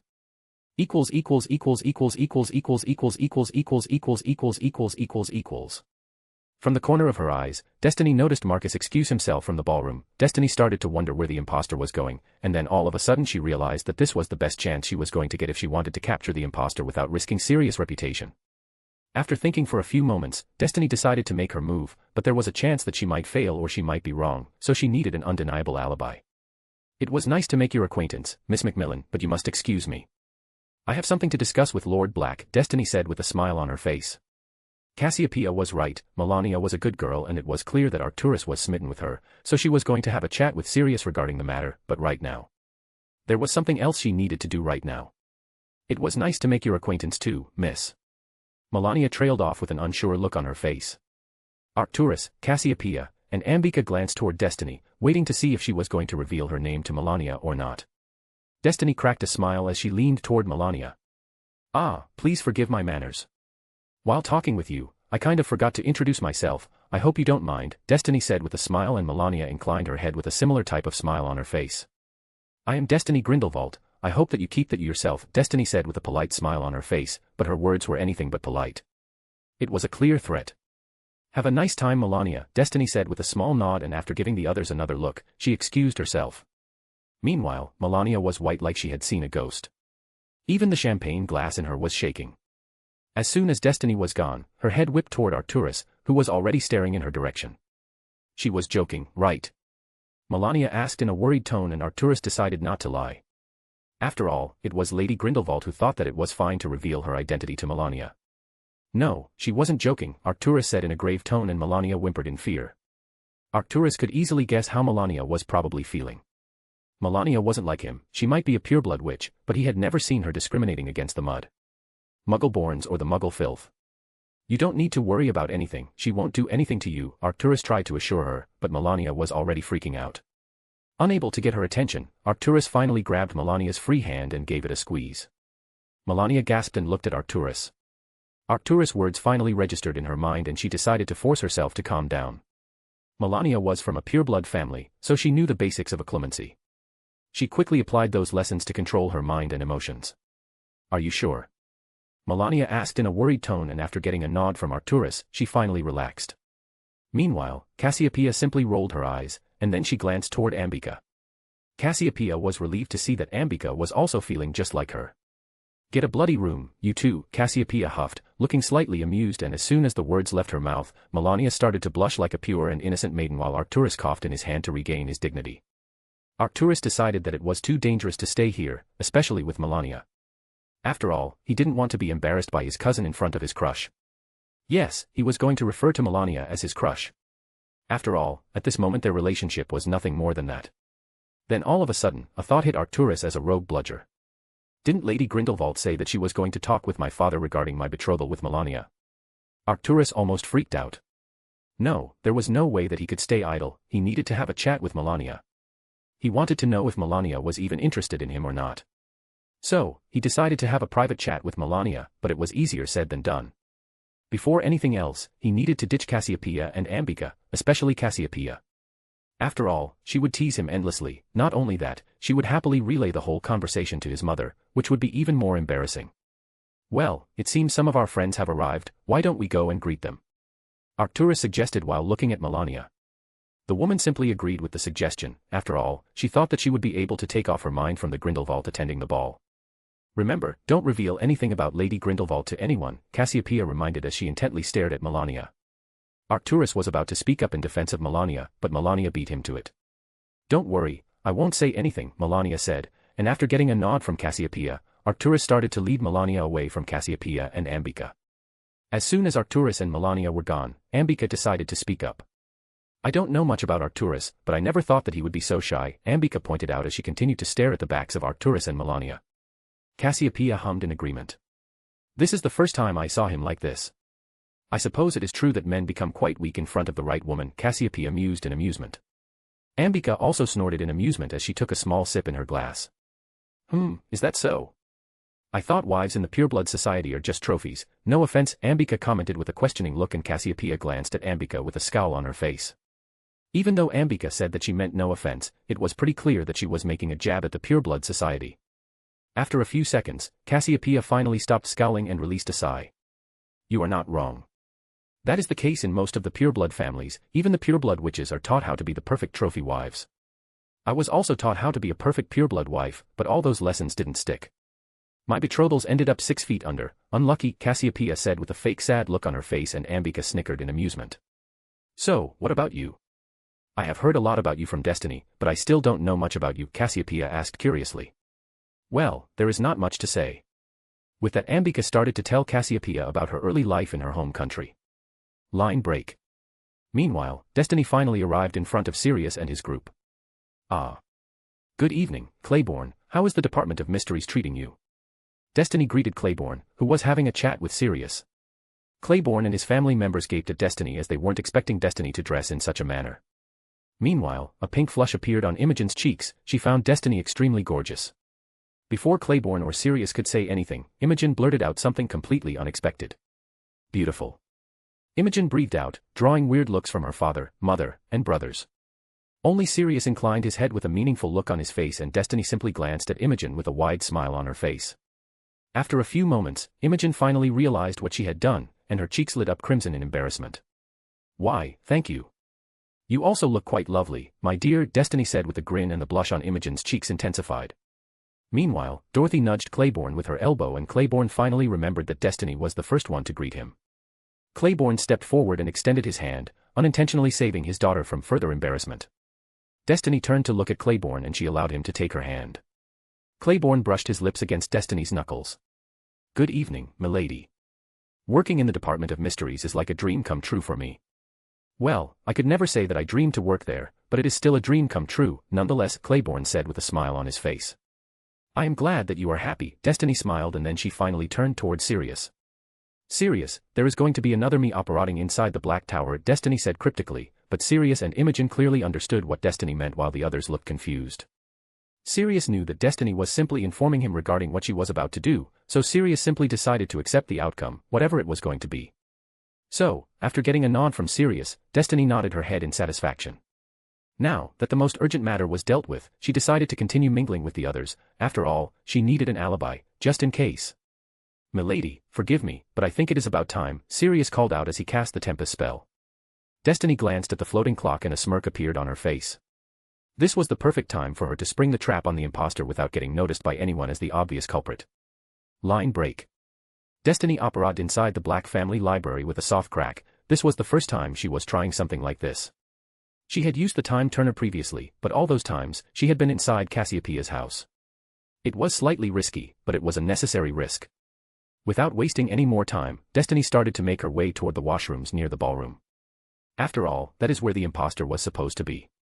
She was worried about the fact that the imposter might have returned to the ball because Marcus Rosier never made it back to the ball after he went to the washroom, which led Destiny to believe that her other self had successfully captured him. Marcus' parents seemed to be quite distressed about it, pity. Destiny finally arrived in front of the washroom, and then she started to cast some strong notice me not charms around the hall to stop anyone from interfering with her plans. For now, she decided not to cast the anti-apparition and anti-portkey wards. She did not want to alert the imposter that his gig was up. Destiny decided to lean on the wall as she waited for the imposter to walk out of the washroom. She did not want to enter the boys' loo due to obvious reasons and sheer principles. After waiting for a couple of minutes, the imposter finally walked out of the washroom and gaped at her.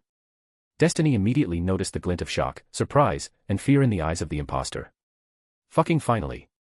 I thought you fell asleep inside, and I started to wonder if I have to break into the men's loo to capture you or not. The imposter paled in horror and Destiny internally grinned in satisfaction. Destiny subtly flicked her fingers to erect the anti-apparition and anti-portkey wards in the hall. The imposter paled even more, which was quite impossible. You should have stayed with your mummy and daddy, imposter. Destiny said in an amused tone as she pushed herself off the wall. Fuck. The imposter cursed as he knew that his goose was cooked. The smile on Destiny's face widened as a predatory grin formed on her face. Fuck indeed. Destiny grinned and she slowly pulled out her wand as she wanted to be dramatic. The imposter immediately went for his wand, and with a flick of his wand, he silently cast Protego. Destiny was simply testing the waters, so she used a couple of immobilizing spells. Sank. The imposter began to say something, but he was cut off when he found that no sound was coming out of his mouth. As soon as the imposter began to speak, Destiny's magical radar alerted her to what the imposter was trying to do.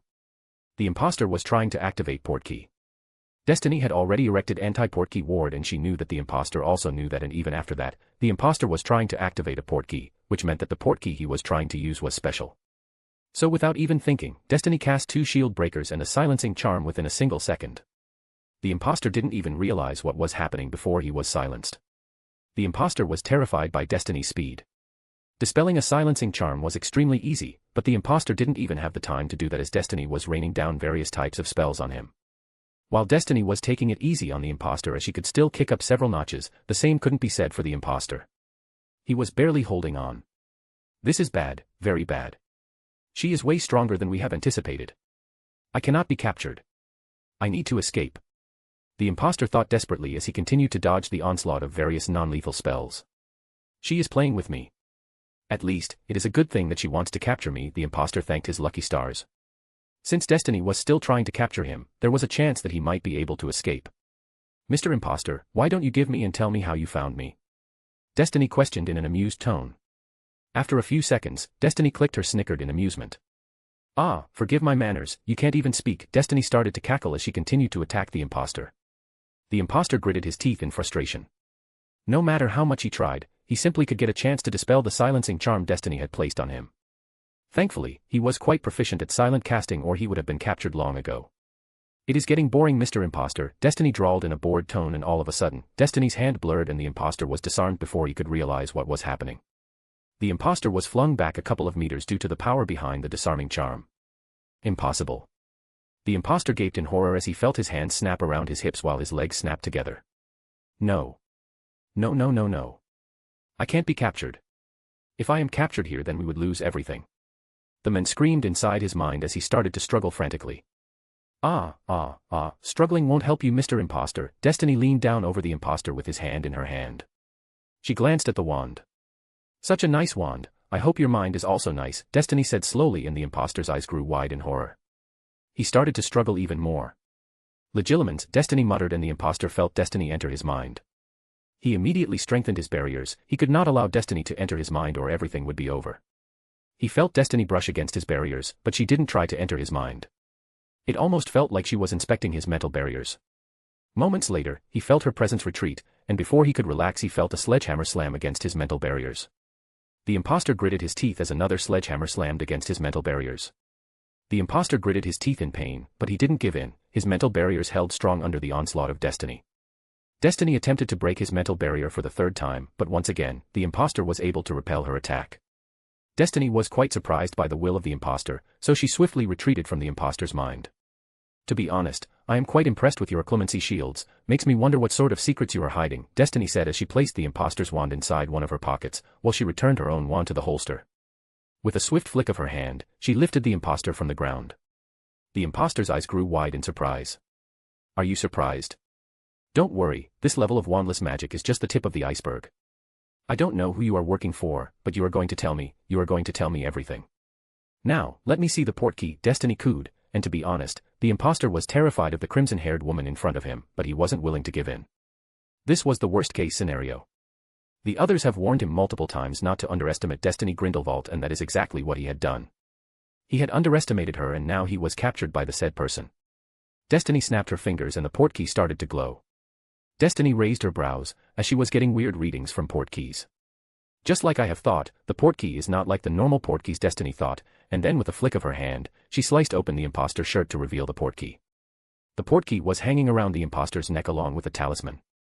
Destiny did not know the function of the talisman, but she could feel magic rolling from the talisman. Destiny realized that it must be something important, but right now, she had something else to deal with.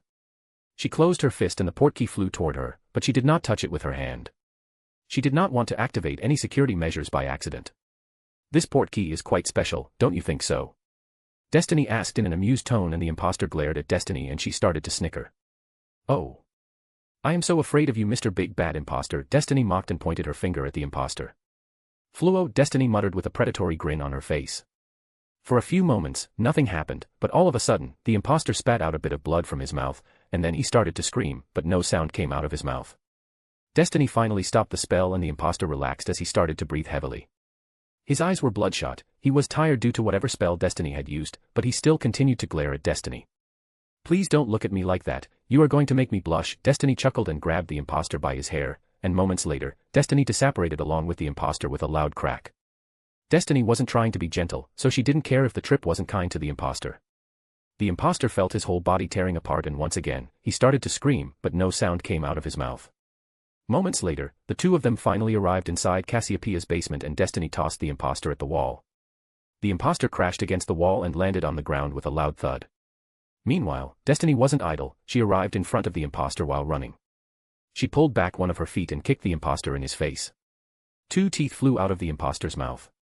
The imposter spat out some blood, and then he continued to glare at Destiny. "I suppose you are still not ready to tell me anything," Destiny said, and with a wave of her hand, she picked up the imposter from the ground. Destiny smiled at the imposter, and with a jab of her hand, she conjured 2 chairs, once again surprising the imposter. "Are you impressed by my wandless magic?" Destiny asked in an amused tone, and once again, the imposter remembered that he needed to glare at the woman. No matter what, he shouldn't be awed by her display of magic.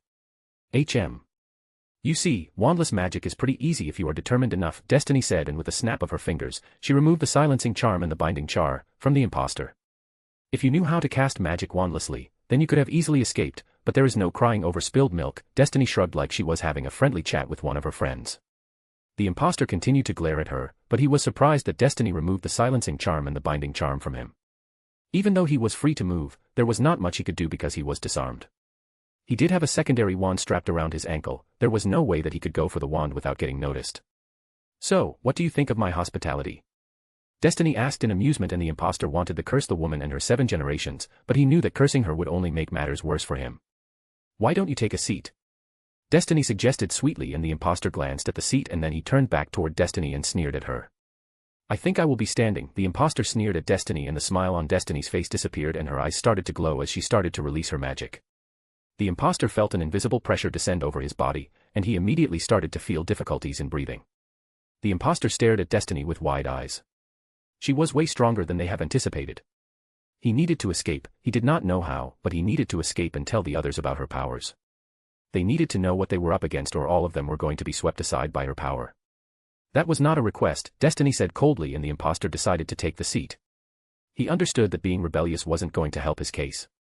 He knew that he needed to protect their secrets at any cost. He was also ready to handle torture, but after witnessing the power of Destiny Grindelwald, he wasn't sure anymore.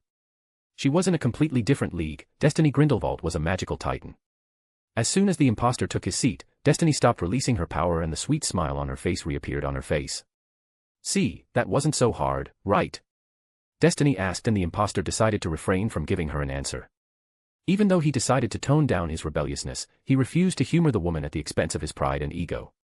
"Ah, not much a talker, I suppose." "I could understand where you are coming from," Destiny said as she nodded her head in understanding. The imposter had no idea what she was planning. He felt like he was walking over eggshells. One moment, she was being sweet and polite, and the next moment, she was being cruel and sadistic. The imposter winced when he felt the teeth missing from his mouth. That was quite a strong kick, and Destiny seemed to be way more stronger than a normal human. The imposter realized that she must have gone through several rituals to boost her physical strength, which wasn't surprising. After all, what else can you expect from a dark lady? "So, why did you decide to infiltrate the ball and spy on me?" Destiny asked curiously as she raised her brows. "It is because of gold or something else?" "If it is for gold, then I could pay you double if you reveal everything, and I will also give you protection." "Lord Black along with various other pureblood lords work for me," Destiny proposed, trying to entice the imposter, but the imposter wasn't going to budge. There were a few things Destiny realized with her proposal. First of all, the imposter wasn't working for gold, which meant that he was part of some sort of group. Secondly, the imposter was prepared to go through torture if necessary. Whoever it is, he or she is committed to their cause. I have to give them that, Destiny thought as she continued to stare at the imposter intently. After contemplating for a few moments, Destiny realized that it was about time that she ripped apart the imposter's disguise. Destiny did not know if the imposter was using the polyjuice potion or human transfiguration. If the imposter was using human transfiguration, then she simply needed to use the revealing charm, and if the imposter was using polyjuice potion, then she simply needed to wait. Destiny raised her hand, and the imposter leaned back in fear, thinking that Destiny was about to attack him. Revelio, Destiny twisted her finger and a golden spark appeared out of her finger. The imposter released a sigh as nothing happened, and Destiny nodded in understanding. "Ah. I see, you are using polyjuice potion to disguise yourself, but I can't help but wonder how you are able to wear the rosier air ring," Destiny mused out loud.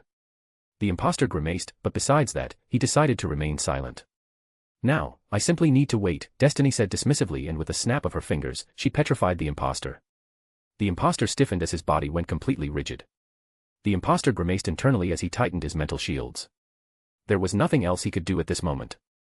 Destiny decided to wait for the time being, but there was no way that she could sit without doing anything, so she operated inside her room in Cassiopeia's house and grabbed one of the books she was planning to read. After that, she returned to the basement with a soft crack. Destiny smiled at the imposter as she leaned back in her chair so that she could read the book while relaxing. Destiny didn't need to wait that long, at most, 15 minutes, and the imposter started to transform. Slowly the imposter transformed into his original form, and Destiny couldn't help but feel curious when she saw the real face of the imposter. A Potter. You are a fucking Potter. How? Destiny gasped in shock as she shot out of her chair and she started to pace in front of the imposter while she was intently staring at the Potter petrified in front of her. Meanwhile, the imposter was completely terrified out of his wits. He could not believe that Destiny recognized him with just one look. It simply needed her just one look to recognize him. The imposter couldn't help but gulp in fear. If his secret was out, then Destiny Grindelwald would do anything to extract all of his secrets from his mind, and she couldn't care about his well-being if that happened. Destiny stopped pacing in front of him and she wandlessly floated the book in her hand to her chair. Then Destiny stared back at the imposter and scowled. Fleamont Potter is the only Potter who could be somewhere around my age, but I am sure that he does not have green eyes, and Charles Potter is still a child, so you aren't Charles Potter either. Which leaves the option that you are a bastard or you are a descendant of a squib, but you are afraid, so I don't think it is something simple like that, Destiny muttered as she intently stared at the man petrified in front of her. I suppose, there is only one way to find out, Destiny said, and the imposter found Destiny's wand pointed at him. Legilimens. Destiny exclaimed as she entered the imposter's mind. This time, she decided to use a different approach. After all, she knew that blunt force wasn't going to work. At first, Destiny was planning to take her time with the imposter. When she found that blunt force was working against his occlumency shields, she was planning to take apart those shields inch by inch, but now that she had discovered that the imposter was a Potter, she simply did not have that novelty. She needed to know the man's identity as soon as possible. Destiny knew that the man sitting in front of her was neither Fleamont Potter nor Charles Potter. Yes, the man could have been a bastard, but the fear she saw in the man's eyes told her a completely different story. Once again, he could be a secret Potter child. The Potters could have been nurturing him to make a spy.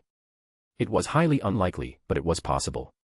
Whoever was supporting the imposter would know that the boy had been captured, and they would make a move to save the boy, as they had the real Marcus Rosier in their captivity. Marcus Rosier was the only heir of the Rosier family. After all, Vinda Rosier was a woman and she could not inherit the mantle of the family head no matter how much she tried.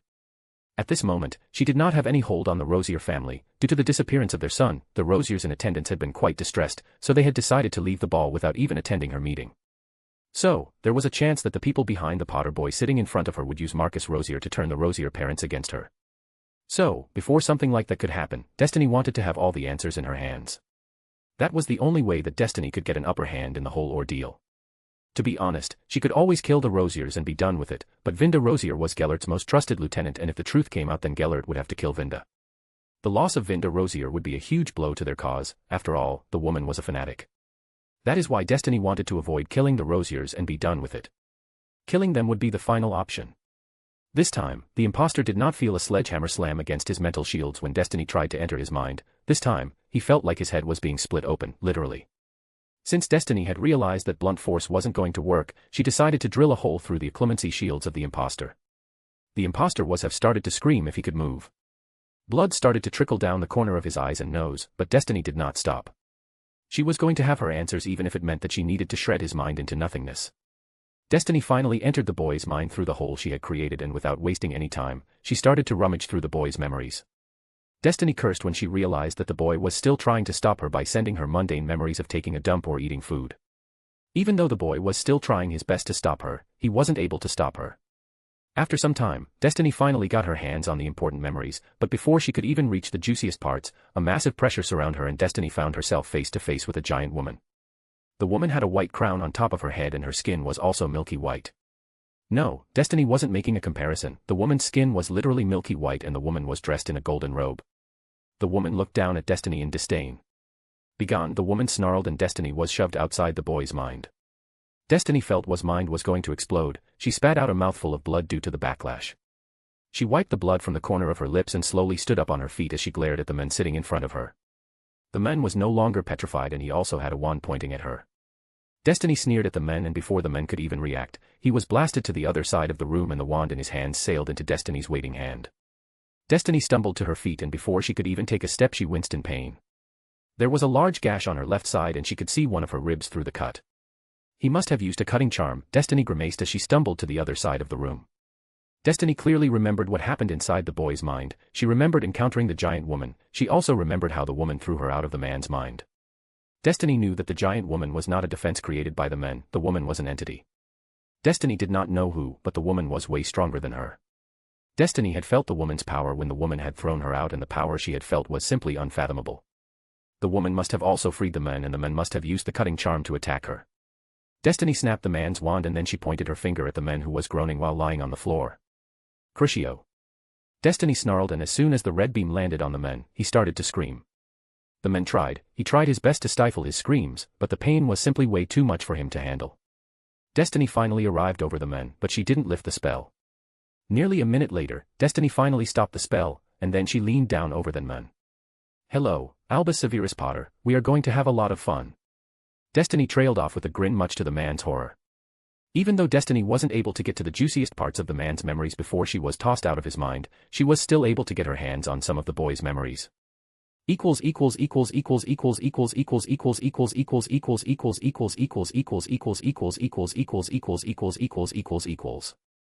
'Up to 4 advanced chapters on my Patreon. My Patreon link is https://www.patreon.com/ingloriousme. ==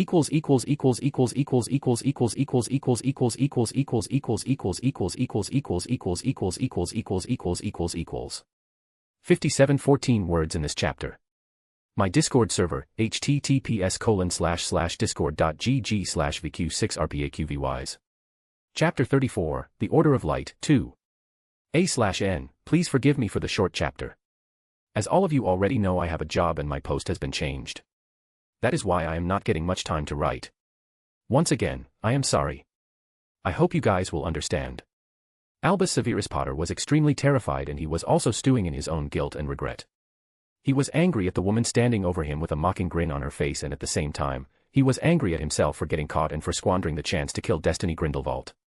Albus could have sworn that he had aimed his wand at her throat, so how did the cutting charm hit her on the side? Albus knew that he had received help, and yet, he had failed to kill the monster in the skin of a human standing over him. He could have prevented the war, he could have prevented so many unnecessary deaths if he could have successfully killed her. Now, not only Destiny Grindelwald was still alive and kicking, she was extremely pissed. Previously, Albus has only read and heard how painful the Cruciatus Curse was, but now that he has felt the Cruciatus Curse, he knew that the stories didn't do any justice to the pain he was feeling right now. Albus wouldn't be surprised if tears were trickling down his eyes. Once again, Albus started to wonder how he missed. Maybe his hand faltered at the last moment. No. Albus would have shaken his head if he could. That wasn't the case. He was sure that the curse was heading straight for Destiny Grindelwald's throat when the curse left his wand, but the curse dipped down just before it was about to hit Destiny. That wasn't natural. Albus knew that intent was extremely important when it came to magic, so there was a chance that a part of his mind did not want to kill Destiny Grindelwald and become a murderer. Looks like you have started to dream. I can't have that. Albus was brought out of his musings by a sweet voice, which obviously belonged to Destiny. Crucio. Destiny snarled in rage, and Albus felt like his whole body was being dipped inside a vat of molten iron. Even though Albus tried, he could not hold back his screams. Albus did not know how much time has passed, but he internally sighed when the curse was lifted. His whole body was still twitching from the after effects of the curse, and right now, he was feeling like he was being stabbed by needles, but the pain he was feeling at this moment was still bearable. Albus had thought that he would be able to handle the torture, but now he finally realized how foolish he was. Good, now it seems that I have your attention. Destiny said with a grin on her face, but it was pretty clear that she was having a hard time with the massive gash on her left side. She was yet to close the wound, and her blood was continuously seeping out of the massive wound. Albus was hoping that Destiny would forget about the wound and die of blood loss. That would be hilarious. Destiny finally turned her head to closely inspect the wound on her left side. Destiny grimaced as she inspected the wound. She used her right hand to put pressure on the wound, but she knew that it wasn't going to be enough. She needed to close the wound if she wanted to stop the blood. She might die or lose consciousness if she lost any more blood, but she still had some time before something like that happened. You messed me up quite badly. Destiny muttered in an amused tone. Albus grimaced at the innuendo. Destiny Grindelwald was beautiful, he wasn't going to deny that, but he could never imagine having a relationship with a monster like her. He would rather die than have a relationship with a woman like her, and he knew that the woman was simply having fun. After all, he knew that Destiny Grindelwald played for the other team. Now, I must return the favor. Don't you think so? Destiny asked in an amused tone, and Albus almost freaked out. He barely held himself back from begging. To be honest, he did not want to experience the Cruciatus curse again, but at the same time, he did not want to beg, he did not want to humor the woman with his pleadings. He refused to entertain the woman. Albus prepared himself for the incoming curse, but it never came, and that is when Albus froze in horror. Instead of using the Cruciatus curse on the men, Destiny decided to use something else. Destiny pulled out the man's primary wand from her robes. She kind of felt bad for doing this, but she wanted to hurt Albus Severus Potter. She grabbed the wand with her other hand as she looked down at Albus with a mocking grin on her face. Albus also realized what she was going to do in this time. He was ready to plead, but Destiny wasn't going to give him a chance as she started to twist the wand. No. Albus screamed, but he was too late. Destiny snapped the wand like it was a twig and threw the broken pieces at Albus. Previously, Destiny had snapped his secondary wand, but it was just that, a secondary wand. That is why Albus did not have any type of bond with that wand, but the wand Destiny just snapped was his primary wand. This wand had been accompanying him since he had turned 11, and he had formed a special bond with his primary ward. Watching his primary wand being snapped right in front of him hurt the men more than a bout of Cruciatus curse could have. Tears trickled down his cheeks as he looked at the broken pieces of his wand, then he slowly raised his head, only to find Destiny looking down at him with a mocking grin on her face.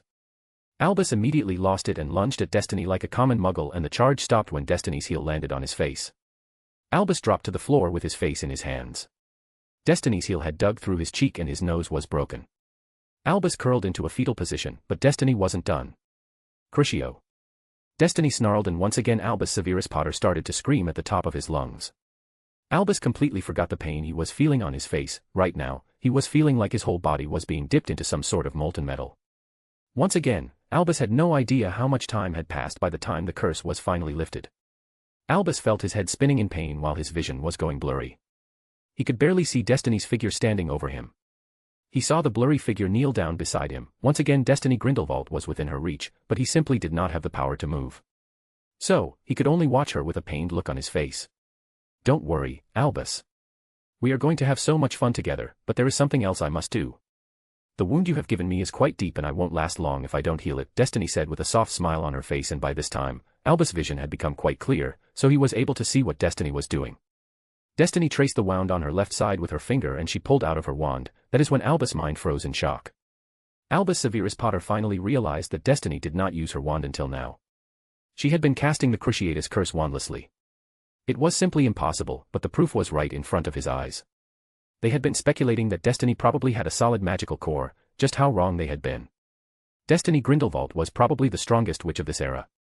There was something Albus realized. Albus Dumbledore and Gellert Grindelwald might have been known as titans, but Destiny Grindelwald was the true magical titan. She was simply not well known like the other two because she always acted from the shadows.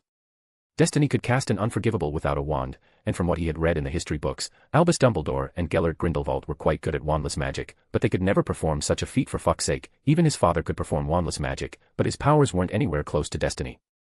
His father could, at best, cast a stunning charm if he was desperate enough, but Destiny Grindelwald had been casting an unforgivable curse for quite some time. The power difference was simply unfathomable, and his father was said to be the strongest wizard of the generation. His father was considered an equal of Tom Riddle, who was considered the strongest Dark Lord in centuries. Even Tom Riddle wasn't known to be able to cast an unforgivable without a wand, and he was said to be quite trigger-happy with the Cruciatus curse. Albus started to wonder if it was even possible for them to defeat Destiny Grindelwald or not. After all, she was going to become stronger as she grew older. She wasn't even 20 years old and she was already this strong. Albus was simply afraid to imagine how strong she was going to become when she reached her prime. Unfortunately, I am not a healer. That is one of the talents I am lacking. Destiny chuckled softly. Once again, Albus hoped that Destiny would kick the bucket, unable to heal herself. Albus stiffened when he felt Destiny's wand on his nape. He started to wonder if she read his thoughts or not. But, there are still a lot of things I need to do. So, I can't die. Since it was you who messed me up, you have to take the responsibility. Destiny grinned, and once again, Albus grimaced at the innuendo. He wanted to tell her to bugger off, but all of a sudden he gasped as his breath hitched. Albus looked up at Destiny only to find her crimson eyes glowing brightly and she was chanting something under her breath. Albus choked as he found that he could no longer breathe, and with each passing second, his body was becoming weaker. Just before Albus closed his eyes, he noticed that Destiny's wound was healing rapidly. he started to wonder what sort of dark arts Destiny could have used to heal herself. That was his last thought before he completely lost consciousness due to weakness. Destiny grinned in satisfaction, as her wound was healed. She ran her hand over the skin where the wound was, only to find completely smooth skin. Her robes, well, technically suit was completely ruined by all the blood and the cut on the left side, and she liked the suit quite a lot. Stupid fucker.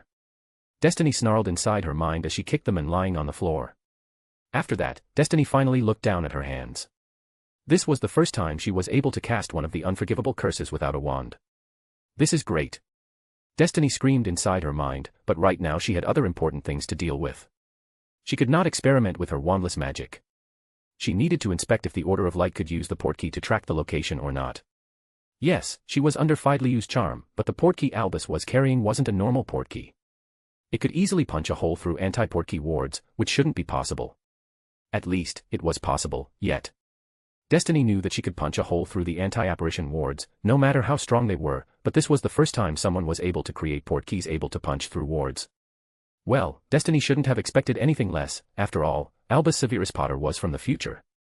To be exact, he was born in the year 2006, and right now, he was 25 years old, which meant that Albus Severus Potter had traveled to the past from the year 2031. The man lying in front of her was nearly a century younger than her. Destiny levitated the man with a jab of her wand, and then she placed him on the chair. With another jab of her wand, she conjured several iron chains, and the chains started to wrap around the man. When the man was completely bound with the chains, Destiny nodded her head in satisfaction. After casting a few alert wards, Destiny decided to leave the room. She wasn't worried about the fact that the men would run away. After all, the house was protected by anti-apparition and anti-portkey wards. If the men was strong like Gellert, then there was a chance that the men could have ripped through the anti-apparition wards, but the men was average at best. Albus Severus Potter wasn't anything special, and from what she saw of his skills, she could easily say that the man was way over his head. Albus Severus Potter was part of a group called Order of Light. The whole group knew about her, and if all of them or some of them were from the future, Destiny could understand how they knew about her. Even though Destiny was worried, a part of her mind wanted her to grin like a loon. The Order of Light was trying to stop her. One of the members was confirmed to be from the future, so the whole group was probably trying to change the future, which meant she had succeeded. No, not just her. All of her supporters and sympathizers have succeeded. They have been able to enslave the Muggles, for the greater good. Then all of a sudden, Destiny shook her head. This was not the time to think about all of that. The Order of Light had some of the future knowledge, and they were going to try to stop her at every step. There was a chance that she might fail and the future might change. She did not know what was going to happen in the future. After all, due to the interference of the time travelers, the future might change. Line break. A pale-skinned woman stared at the orb in front of her with barely restrained fury. The woman was so pale that her skin color could be easily compared with ash. The woman had silver eyes and a thick mane of silver fluffy hair on top of her head. The woman was extremely beautiful, and she was simply dressed in deep blue leather lingerie. She was also sporting a pair of elbow-length leather gloves along with knee-length leather boots, which were unsurprisingly deep blue just like her lingerie. There were several golden skulls adorning her clothes, if her dress could be referred to as clothes. She also had a deep blue cape reaching down to her ass hanging behind her body, and the woman was leaning on a massive throne made of bones. Her armrests were adorned with human skulls, and green flames could be seen glowing inside the eye sockets of the skull. There was also a massive dragon skull hanging on top of the throne, and the dragon skull was adorned with the green flames. Image here. The woman was the physical manifestation of the concept of death, and to the others, she was known as Lady Death. At this moment, Lady Death wasn't happy. To be honest, she was downright pissed at what was happening in a certain universe. A few months ago, her avatar had resigned from her position, and she had her eyes on a certain crimson-haired and crimson-eyed woman for quite some time, and now that she no longer had an avatar, she had started to keep an even closer eye on the crimson-haired beauty. Everything was going on perfectly fine, but all of a sudden, a few existences started to mess with time. That was alright too. After all, the universe would adjust itself so that it could maintain the balance in some manner whenever someone was trying to mess with the timeline. That is how it was supposed to be, and Lady Death was still quite satisfied with the way things were progressing, but then all of a sudden, one of those existences decided to directly interfere with the mortal world. Once again, Lady Death wouldn't have cared, but these interfering existences kept interfering with her avatar candidate, and that was something Lady Death wasn't going to overlook. Most of the time, Lady Death would ask her avatar to get rid of any interfering fuckers, but she no longer had an avatar. For a moment, she thought if she should ask some other gods or not, but ultimately she decided to make a move on her own. After all, this was personal. Someone was messing with her avatar candidate, and she needed to make an example out of them, or the other minor existences might think that Lady Death was a pushover. Lady Death slowly stood up from her throne, and the viewing orb floating in front of her disappeared into thin air. Moments later, Lady Death was also gone as she dissolved into black smoke. Line break. Tell me, Altair, why the fuck did you think that it was completely fine to directly mess with the mortal world? The skeletal figure asked in a raspy voice. The figure was covered in a tattered hood, but anyone would have noticed the skeletal figure hiding under the hood. The figure had a long bony scythe in one of his hands. I did what I thought was necessary. Our plot would have come out in the open if I hadn't interfered, the woman named Altair answered. The woman had milky white skin and she was dressed in golden robes. She also had 2 golden tear streaks running down her cheeks and she had a serene and gentle glint in her golden eyes. The woman had a white crown on top of her head and her mane of golden hair was tied in a long braid. Altair was a goddess, but she was the goddess of a simple universe. Among the other gods of the said universe, she was known as the goddess of brilliant light. Yes, Altair did what was necessary or our plot might have been discovered by the evil gods. Do you know what might have happened if the evil gods have discovered what we are doing? One of the other goddesses attending the meeting asked. There is no guarantee. There is a chance some evil gods might have noticed her descent, one of the other goddess pointed out with a thoughtful look on her face, and silence ensued throughout the whole space. After a couple of minutes, a god finally cleared his throat to break the ice. Well, there is not much we could do. I say we prepare for the worst and continue as we were doing. The god said, and everyone seemed to agree with him even if reluctantly. Then the god finally turned toward Altair. Altair, from the next time please refrain from interfering directly. If we get caught, then not only the evil gods would make their move, there is also a chance that higher gods might involve themselves, the god warned everyone, and moments later, the god disappeared in a bright flash without saying anything else. He is right, and that is what I have been trying to say. I shouldn't have supported any of you goody two-shoes, the skeletal figure growled menacingly, and moments later, he was also gone. The others simply looked around nervously, and Altair also slowly stood up from her seat, and moments later, she was also gone in a bright flash without saying anything else. Altair arrived inside her domain, and decided to sit down near the lake with a solemn look on her face. Things weren't going the way they have planned. Her action was reckless and stupid. Even she knew that, but it has been necessary. She needed to act or all of their plans would have been revealed. Why aren't the others trying to understand that? Altair knew that the universe was also changing, trying to maintain the balance. Altair knew that Destiny Grindelwald wasn't supposed to be this strong at this moment, but due to their interference, Destiny Grindelwald had become way stronger than she was supposed to. Right now, she could go toe-to-toe with Albus Dumbledore and Gellert Grindelwald, and in a few years, she would be able to easily overpower the two of them. While Altair was contemplating about the dark future they have failed to change, another god was also wondering if he could change the past or not. The skeletal figure arrived in his own domain only to find that Lady Death was sitting on his throne. This was the first time he had seen Lady Death with his own eyes, but he recognized her in an instant as all of his powers originated from Lady Death. "Me, milady." The skeletal figure stuttered out a fearful greeting as he dropped to his knees in fear, awe, and respect. The skeletal figure knew that he was fucked. Lady Death was one of the most supreme being in the Omniverse, and now that she was personally visiting him, he knew that he was fucked. "Skeleton," Lady Death greeted the skeletal figure sweetly. The skeletal figure was Death of this universe. Death didn't mind being called skeleton by Lady Death, after all, according to him, she was the most perfect being in this Omniverse. "Tell me, why are the gods interfering with the mortal world all of a sudden? Remember, your survival depends on your answer," Lady Death warned Death in a dangerous tone. Fortunately or unfortunately, Death did not have a throat or he would have gulped loudly in fear, but all of his bones rattled in fear. Death did not dare to hide anything, and he began to tell her everything from the start. Lady Death simply inclined her head as she continued to listen to his pathetic story. Even after the end of the story, she was unable to understand why Death had decided to support the foolish goody two-shoes. From his perspective, either side didn't have anything good to offer. "Tell me, skeleton, why did you decide to help the goody two-shoes?" Lady Death asked, and once again, Death's bones shook in fear. He knew that he was going to live or die depending on his answer. "Milady, they were able to persuade me to look aside, and I also thought that it would be some fun, so I allowed them to do whatever they wanted. After all, it was me who was going to get the extra souls." Death stuttered out with a fearful look in his eyes. Lady Death stared at Death with an unimpressed look in her eyes. "I see." Lady Death muttered, and Death started to rot away. Death could only stare at Lady Death with fear. He would have pleaded with his eyes, but he did not have any eyes. "Milady." Death breathed out painfully as he dissolved into nothingness. Lady Death stood up from the throne. Death's throne wasn't anywhere as impressive as her own throne. Lady Death snorted in disdain, and now that the other insignificant gods have made the first move, Lady Death was free to make her move, not that she cared. It was just a matter of principle. Lady Death could understand from where Death was coming from, but she felt that Death was hiding something from her. She could have ripped the memories from the skeleton's mind, but to be honest, she could not bring herself to care.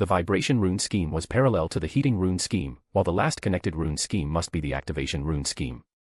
At first, Destiny did not recognize the rune scheme, but she was sure that she had seen it somewhere. So, after reviewing some of her memories, she realized that the activation rune scheme was some type of transmission rune scheme. The rune scheme used by the Wizarding wireless radio was something similar.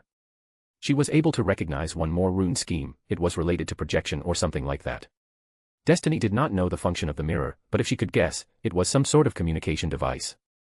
Destiny would have danced in joy, but unfortunately, she did not know how to make this work or even replicate it. Yes, she could simply ignore everything and copy the rune schemes behind another mirror, but she had no idea how the mirrors were even connected. There was a high chance that the Order of Light would be eavesdropping on her conversations. That would be a disaster. So, she needed to know the exact function of all the rune schemes before trying anything with them.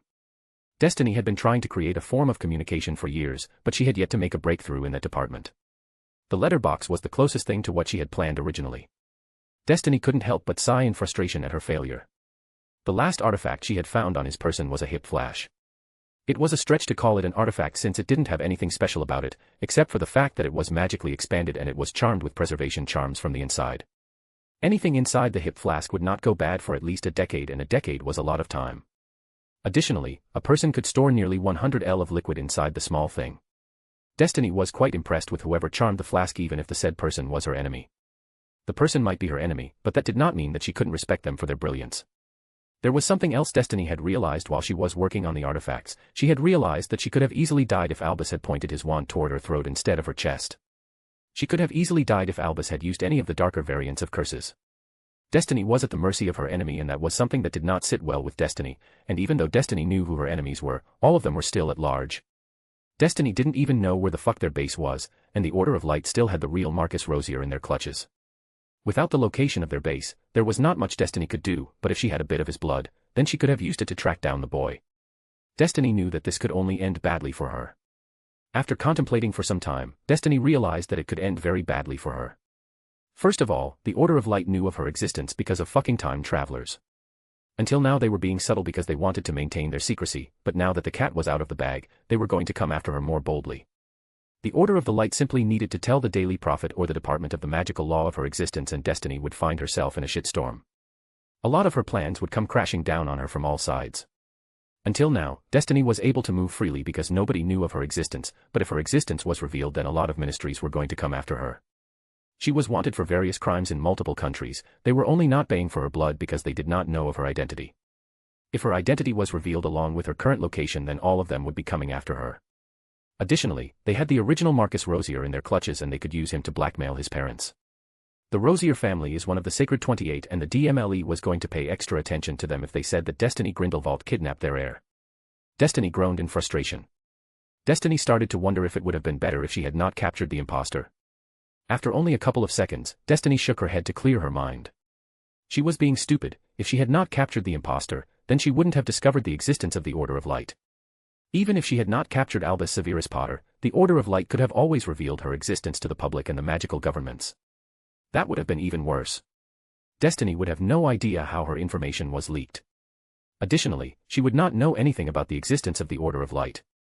Knowing your enemy is about half of the battle, and if Destiny had not captured Albus Severus Potter, then she would have lost the battle even before it started.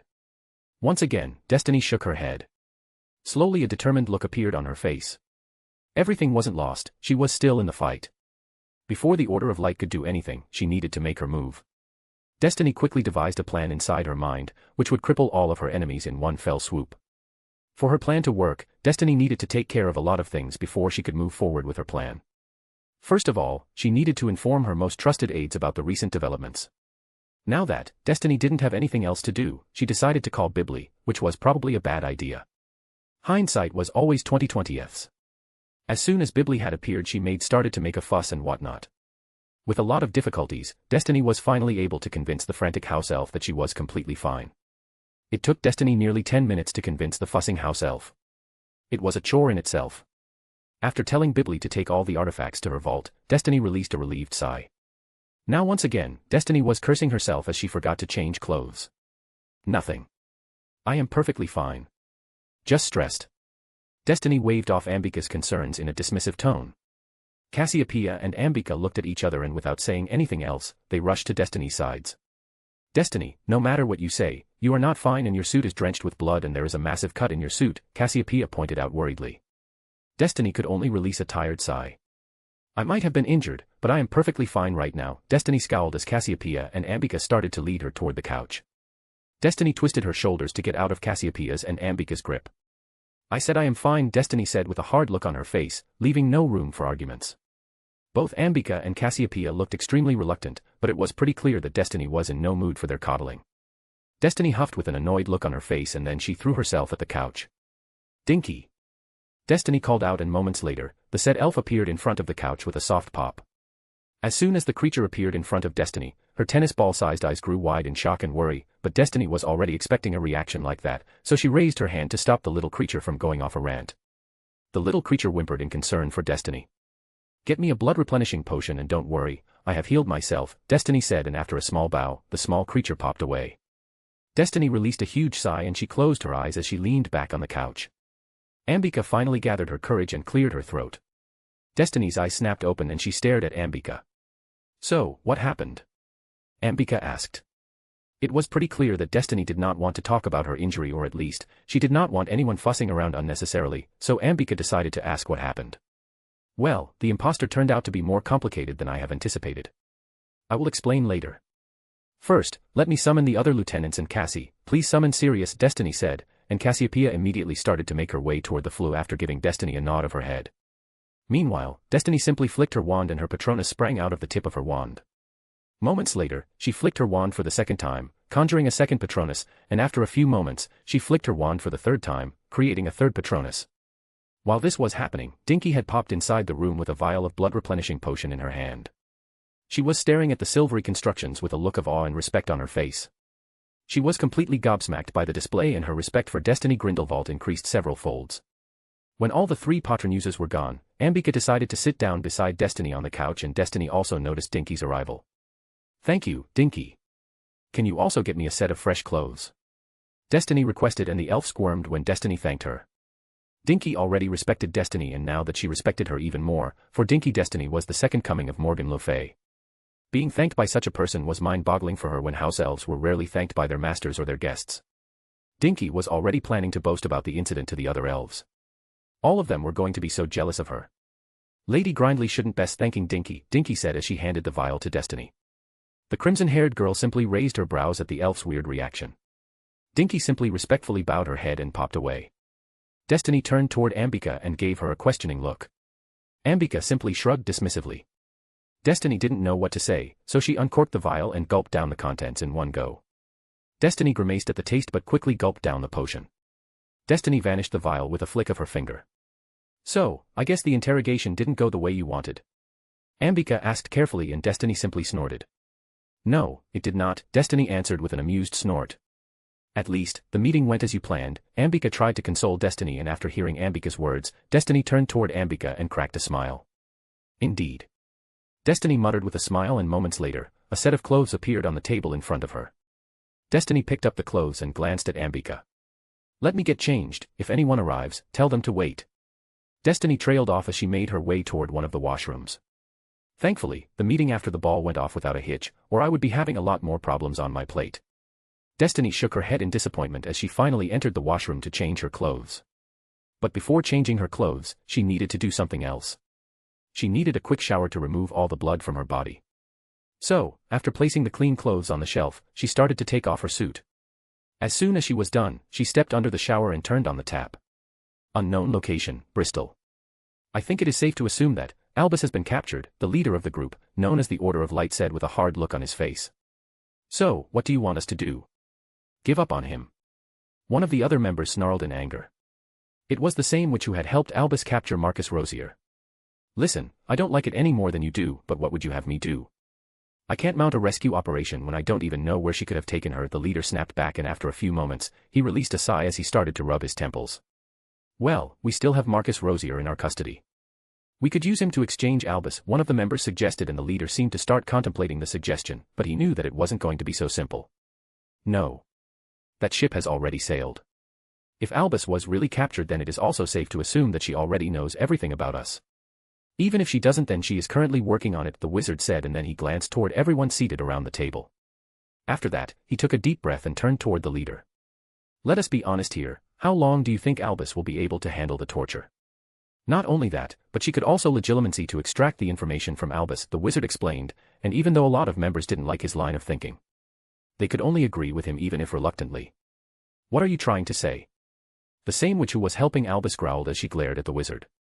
The wizard remained completely unbothered by the glare as he stared at the leader. I say we use Marcus Rosier to control the Rosier family. How do you think the DMLE is going to react if the Rosier family lodges a complaint against a budding dark lady? The wizard suggested, and the leader finally understood what the wizard was trying to say. Having the support of one of the Sacred 28 would be great, and they could frame Destiny Grindelwald for kidnapping Marcus Rosier. Destiny Grindelwald revels in the darkness, and if they could bring her existence out in the open, they would be dealing a killing blow to Destiny Grindelwald and her movement. Gellert Grindelwald might be dangerous, but he wasn't anywhere as dangerous as Destiny Grindelwald. The damage she could do to a country was colossal before they could even realize what was actually happening. At first, he wanted to reveal Destiny Grindelwald's existence to the public so that she could no longer hide in the shadows, but after some time, he decided otherwise. Destiny Grindelwald did not about the existence of their group. They were completely unknown to her, but if they did reveal Destiny's existence to the public, then she would realize that there is someone out there who knew of her existence. While he might have decided not to reveal Destiny Grindelwald's existence to the world, he never gave up on the plan. He was still planning to do it, but he was waiting for the perfect time to land the blow. Right now wasn't the perfect time, but they could still do a lot of damage if they revealed her existence to the general public and the British Ministry of Magic, but he started to wonder if he should wait for a day or not. He was also worried about Albus, but that did not mean that he was going to give up their cause. They needed to stop Destiny Grindelwald, or she was going to destroy the Muggle world. We follow his plan. The leader said, pointing toward the wizard who suggested that they use Marcus Rosier to blackmail the Rosier family to act against Destiny Grindelwald. When it came to pureblood families, all of them would almost do anything to ensure the continuation of their line. What about Vinda Rosier? Another member asked from the end of the table, and the leader rubbed his temple. That was a valid question, and Vinda would never agree with her family. In fact, there was a chance that she might kill her parents to stop them from making a move against the Grindelwald family.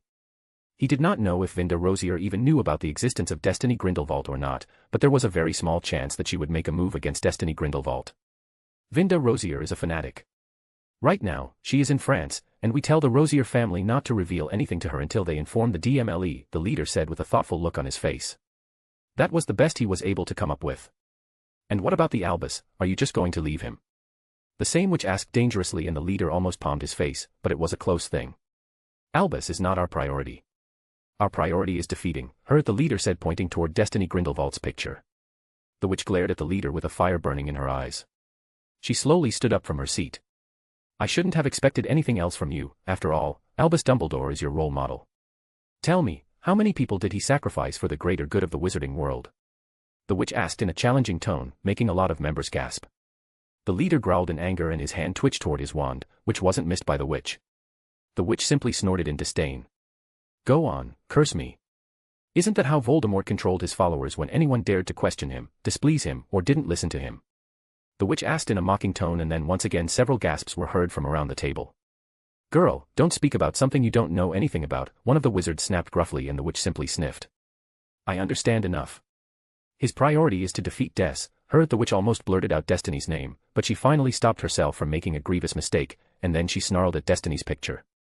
So, what is he going to do next? Sacrifice all of us for the greater good? Tell me if that wasn't the tagline used by Albus Dumbledore, and it is the same excuse used by the Grindelwalds. The witch challenged.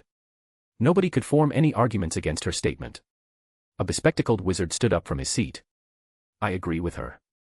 If we sacrifice our own just because it is convenient for us, then we are no different than Tom Riddle.